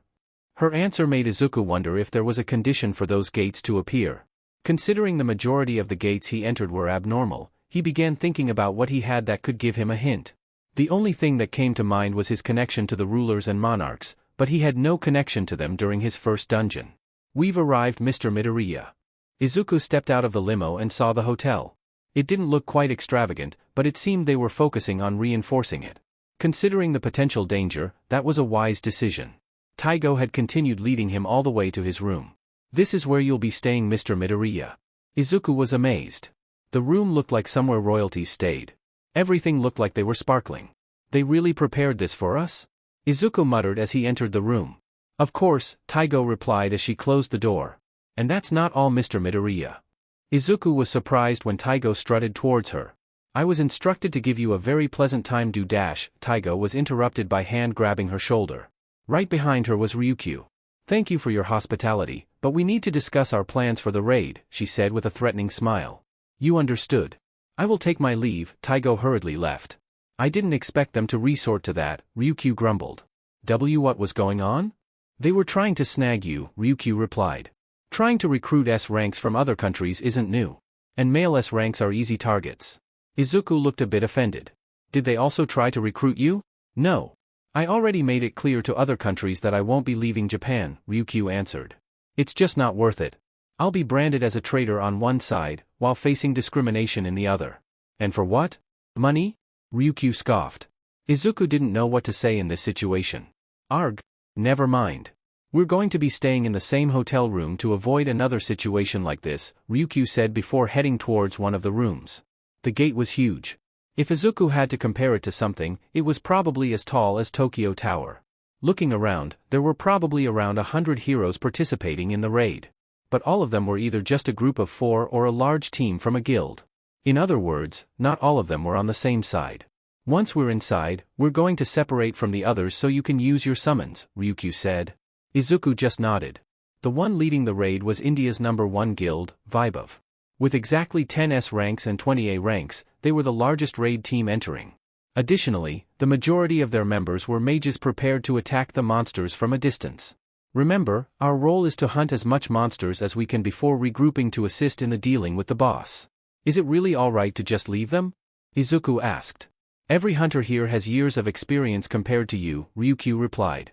You don't need to worry about them and focus on taking down as many monsters as possible. Understood. Once the larger groups entered the dungeon, Izuku and Ryukyu finally followed in. The interior was a massive cave that had pillars that seemed to reach just a few meters short from the ceiling. Ryukyu immediately transformed into her dragon form and flew off with Izuku to the far corner of the dungeon. Some gargoyles tried to attack them, but Izuku easily took them down with a single use of corrupted javelin for each of them. When they were far enough from the others, Izuku summoned out his shadow soldiers. Arvel, Ravada, Relion, and Vicus were called out. Only 4? Ryukyu raised an eyebrow. I left some of them back in Japan. You can do that? They must drain a lot of mana. Not really, Izuku answered. In truth, having them out did not require any mana from Izuku. But if they get damaged, restoring them uses up some mana. It was a good way to alert him if they were being attacked since he could feel which shadow soldier was being sent mana. Take them down, Izuku ordered. Make Su dash before Ryukyu could even finish what she was going to say. Every gargoyle that was heading towards them was killed in an instant by a blade of light. Mere beast dared to oppose my liege, Arvel said with disgust as the gargoyles fell to the ground. Ryukyu was speechless as every monster in the area was slaughtered with ease. Where was this power during the Red Gate? Izuku asked Arvel with a raised eyebrow. My apologies, my liege. The opponent that time was simply too powerful. Ryukyu stared at the shadow soldier in confusion, not expecting to be even able to speak. Whatever, Izuku sighed. Are there any more gargoyles in the area? Any surviving beast is already in a confrontation with the other humans, my liege, Arvel stated. But I can sense 2 unusual lifeforms, my liege. What does he mean? Ryukyu asked as she approached Izuku. In the reports, the only monsters here are gargoyles. The lifeforms seem to have ability to hide their presence. There's a chance that it could be a loot monster, Ryukyu figured. Is there a way for us to track it? Izuku turned to Arvel. Take Relion with you and capture them. As you command, my liege, Arvel immediately vanished in a flash of light with Relion following him in the sky. I'm starting to feel like a freeloader here, Ryukyu commented. Well, I won't be much help during the boss raid, so let me do most of the work now. Fine. Is everyone ready? Nagant asked, and she received a few nods.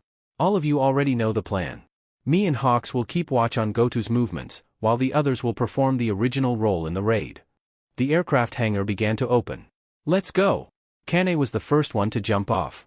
Mana began to envelope her blades, then she unleashed a barrage of slashes that ripped any ant in front of it to shreds. Giant rolls of fabric were dropped from the aircraft and immediately unraveled as Best Jeanist used them to bind the ants. The first one to land was Crust, who immediately created a barrier to secure a landing area for his allies. Die, you filthy insects! Mirko yelled as she bounced from ant to ant in midair.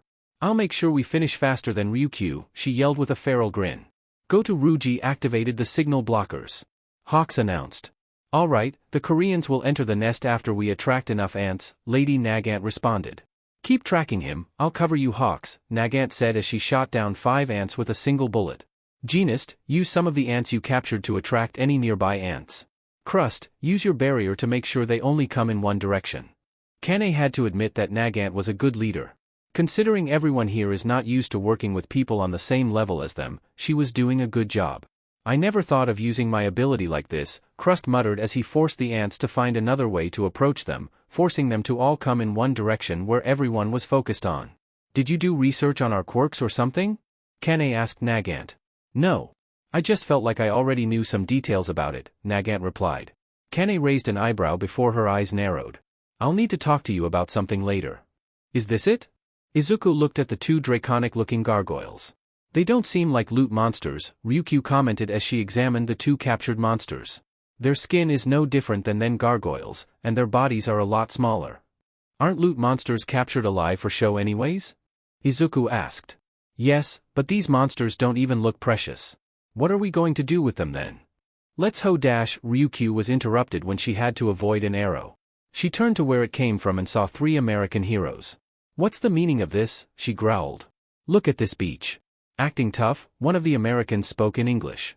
Just hand over the loot monsters if you want to leave this place alive, the other one spoke with a grin on his face. You think you can get away with this? Ryukyu growled, then she heard Izuku groan.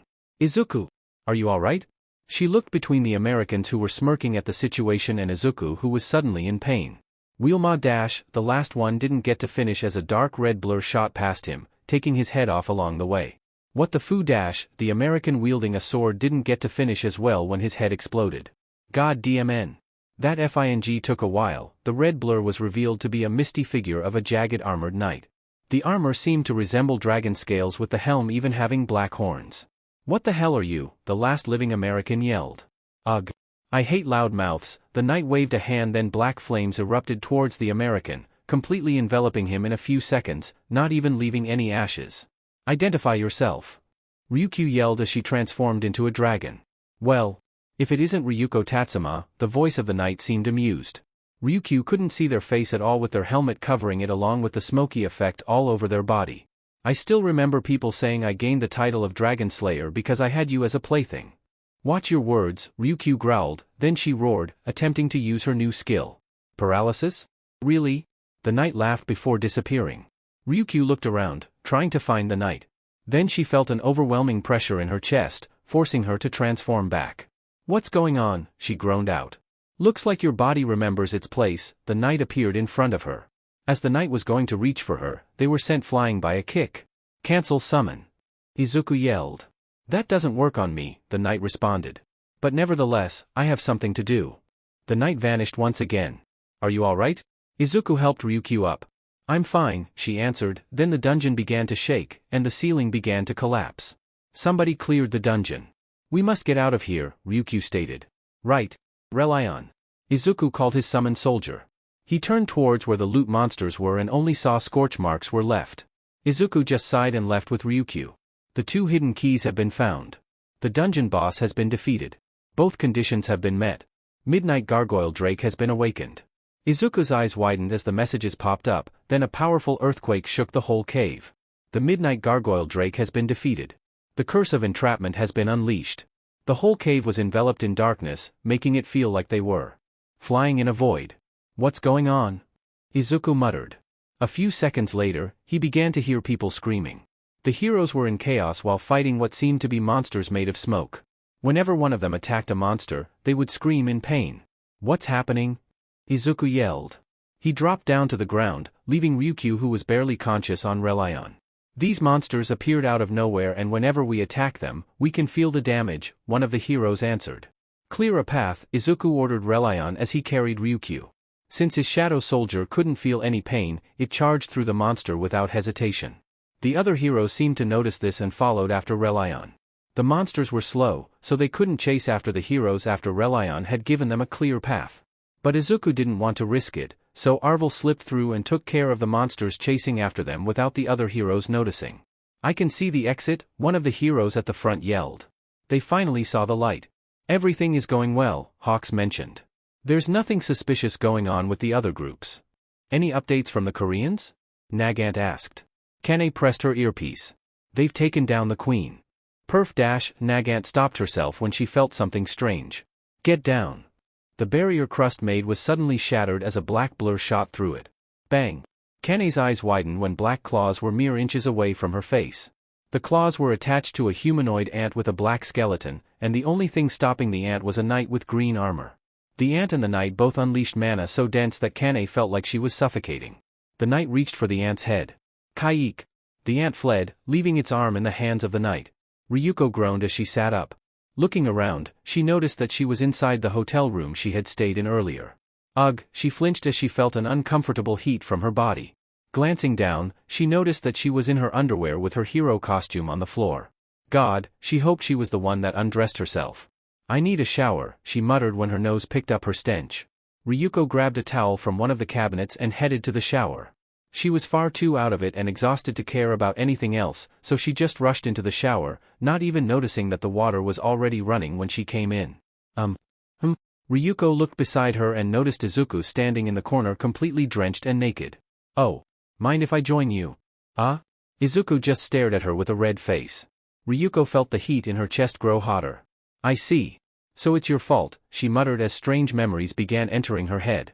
Izuku was interrupted by Ryuko placing a finger over his lips. A dragon slayer needs to slay this dragon. I want to retire, Kane grumbled as she tossed her bag on the floor of the apartment before slumping down on the couch. That raid was a mess. Oh, Kane-san, I didn't notice you come in. Kane flinched and immediately sat up straight. Ainko-san, sorry for suddenly coming in. It's alright, you practically live here anyways. But Izuku isn't home yet, Inko said. He mentioned that their flight was delayed, so Ryukyu arranged a private plane instead. She did? Kane raised an eyebrow at that. She didn't know Ryukyu very well, but she knew enough to know that Ryukyu would never spend so blindly. The Indian Hero Commission definitely arranged a private flight for them, so why did she arrange a different flight herself? Something's fishy here. Kane-san, there was something I wanted to speak with you about. Kane flinched once more, forgetting what she was thinking about. Why yes? I know your and Izuku's relationship is a secret to avoid any scandals, but I want Izuku to at least go to a university. Kane was speechless as a blush covered her face. He is still 18, so I wanted him to at least have a few options if the whole hero thing doesn't work out. Don't worry Inko-san. I can talk to him about it and even if he quits, I'll make sure to take care of both of you. Thank you for that Kane-san. And no problem. This better be important Scarlet, Mirko said as she took a seat. I'm still salty about what happened at Jeju Island. Don't worry, this will be quick, Kane said as she took out 2 memory stones from her bag. What is this about? Nagant asked. What are those for? Have either of you used one of these recently? Never used one before, Mirko replied. About a year ago, why? Nagant answered. This is mostly because of you, Kane pointed at Lady Nagant. But considering your personality, there's a chance you got roped in this too, she turned to Mirko. Should I be insulted? Mirko's eyes twitched. Just use this, Kane handed them the memory stones. Kane expected them to collapse, scream in pain, turn hostile, or any other reaction. But what she didn't expect was for both of them to Izuku had never felt so awkward in his whole life. Throughout their journey home, he and Ryukyu were completely silent and avoided each other's gaze as much as possible.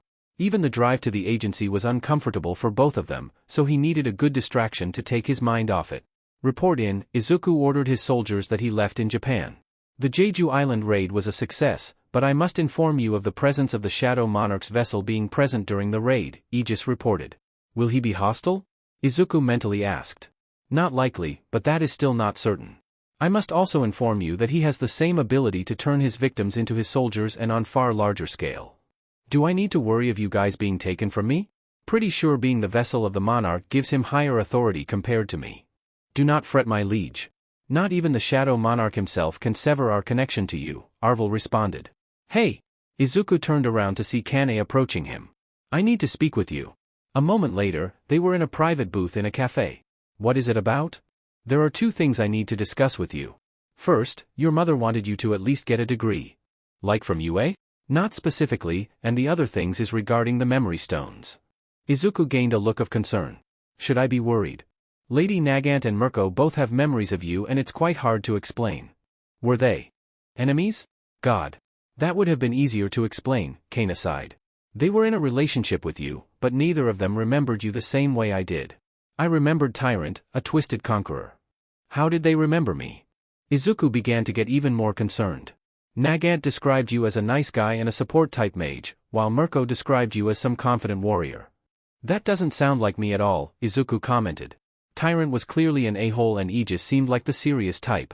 Though, knowing that gave Izuku a hint about the potential trials he would face in the future. I think I'll deal with that when it comes, Izuku stated. So, you think I should go to UA? It's your call. Though it's not bad since UA could at least give you the freedom to raid dungeons, Kane gave her opinion. Alright, I'll think about it, Izuku crossed his arms. Kana wanted to ask about the dungeon he went to and why Ryukyu booked a private flight, but she didn't feel like it was good time to talk about that. I need to run some dungeons, Izuku suddenly said.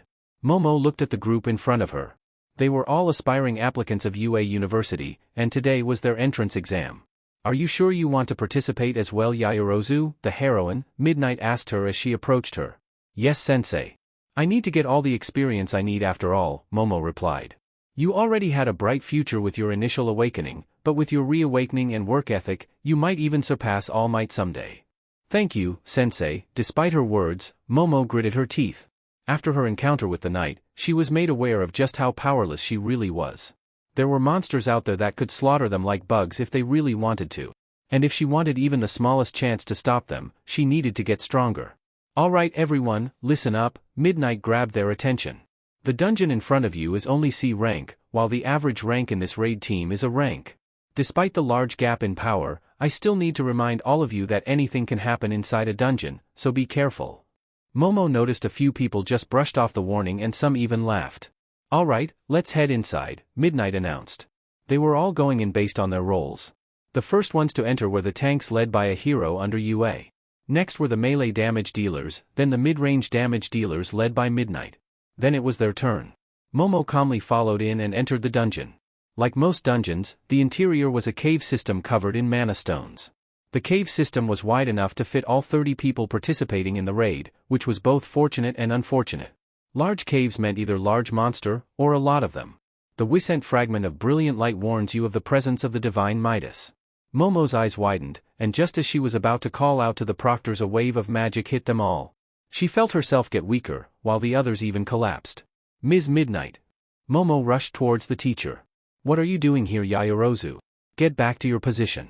This dungeon isn't AC rank. Midnight's eyes widened. What do you mean? I can feel something in there. Something a lot stronger than AC rank monster, Momo lied, but that was only thing she could think of to say to not sound crazy. Midnight looked hesitant for a moment. Pick them up quickly, we're canceling this exam, she called out. Momo felt relieved for a moment, but the cave began to shake. A large group of monsters were heading straight for them. Oh no. Izuku yawned as he stepped out of the dungeon. They conducted the test in. It was a B rank dungeon, but considering the 6 people that went in were S ranks, it wasn't much of a challenge. 3 of them were recommendation students that volunteered to participate. One could use magic on a wide scale. The other one could turn the whole ground into a liquid-like state, and the last one could split their body parts and turn them into floating projectiles. 2 of the other applicants were both tanks that could reinforce their bodies, while the last applicant could summon a shadow bird monster. That would be it for the exam. You'll receive your evaluations in a few days, Ectoplasm announced.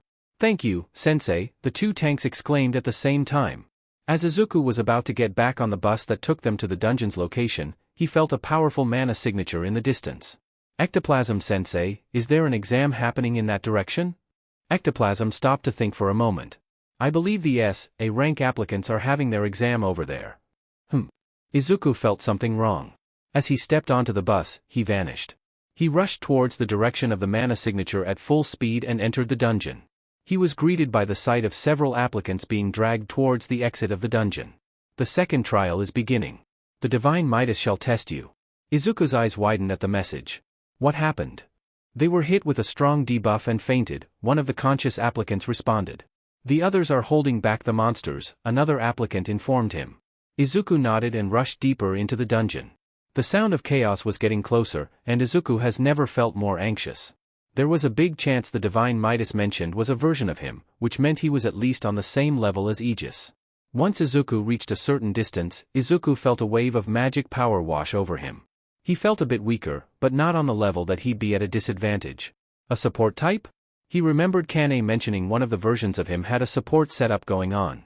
Aegis, Izuku called out to his shadow soldier, but there was no response. Aegis?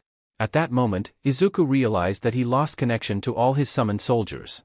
You don't want to make things easier, huh? He continued rushing in the dungeon. Momo finished off another monster with her spear, but before she could even catch her breath, another group was charging towards her. She sent fire magic their way, but the hound monsters easily evaded them. Slowly fall back. Midnight called out. Momo twirled her spear and shredded 2 of the 4 hounds attacking her, then she turned towards the front where the tanks were holding back the majority of the monsters, while Midnight used her quirk to knock them out. Thanks to her magic, she can prevent her allies from being affected, but there were far too many monsters to knock out. Out of the way. Momo heard someone yell as something shot over them. A mysterious person landed over the defense line, creating a massive shockwave that blew a lot of monsters away. Because of that, Momo got distracted and didn't notice the 2 remaining hounds she was facing rushed at her. A black javelin shot through the hounds and embedded itself into the wall before the dark energy covering it vanished and revealed a regular wooden spear. Momo turned towards where the spear came from and saw the man slaughtering the monsters with ease. Each swing of his hand generated enough force to tear the monsters apart. Retreat! Midnight yelled.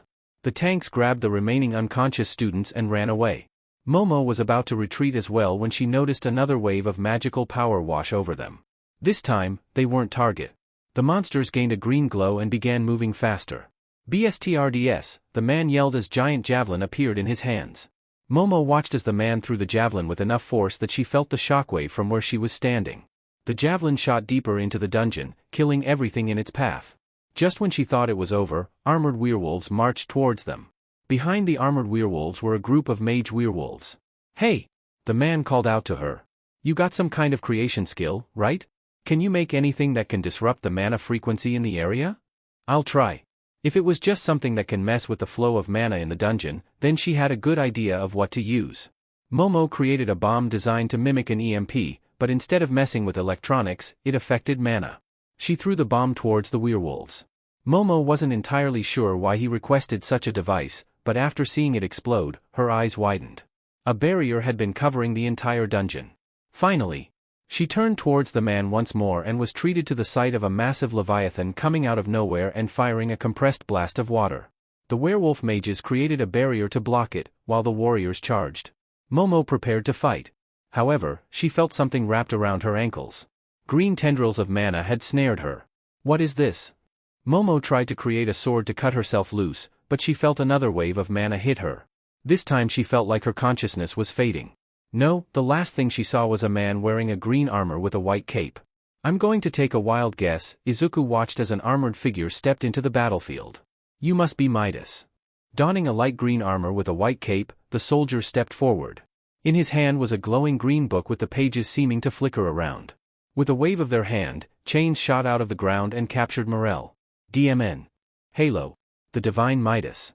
General rank. Okay, sadly the chapter is over. And if you enjoyed the video, just leave a like and subscribe with post notification. So when the next chapter is ready, you will be notified. Okay, see you in the next video. Bye.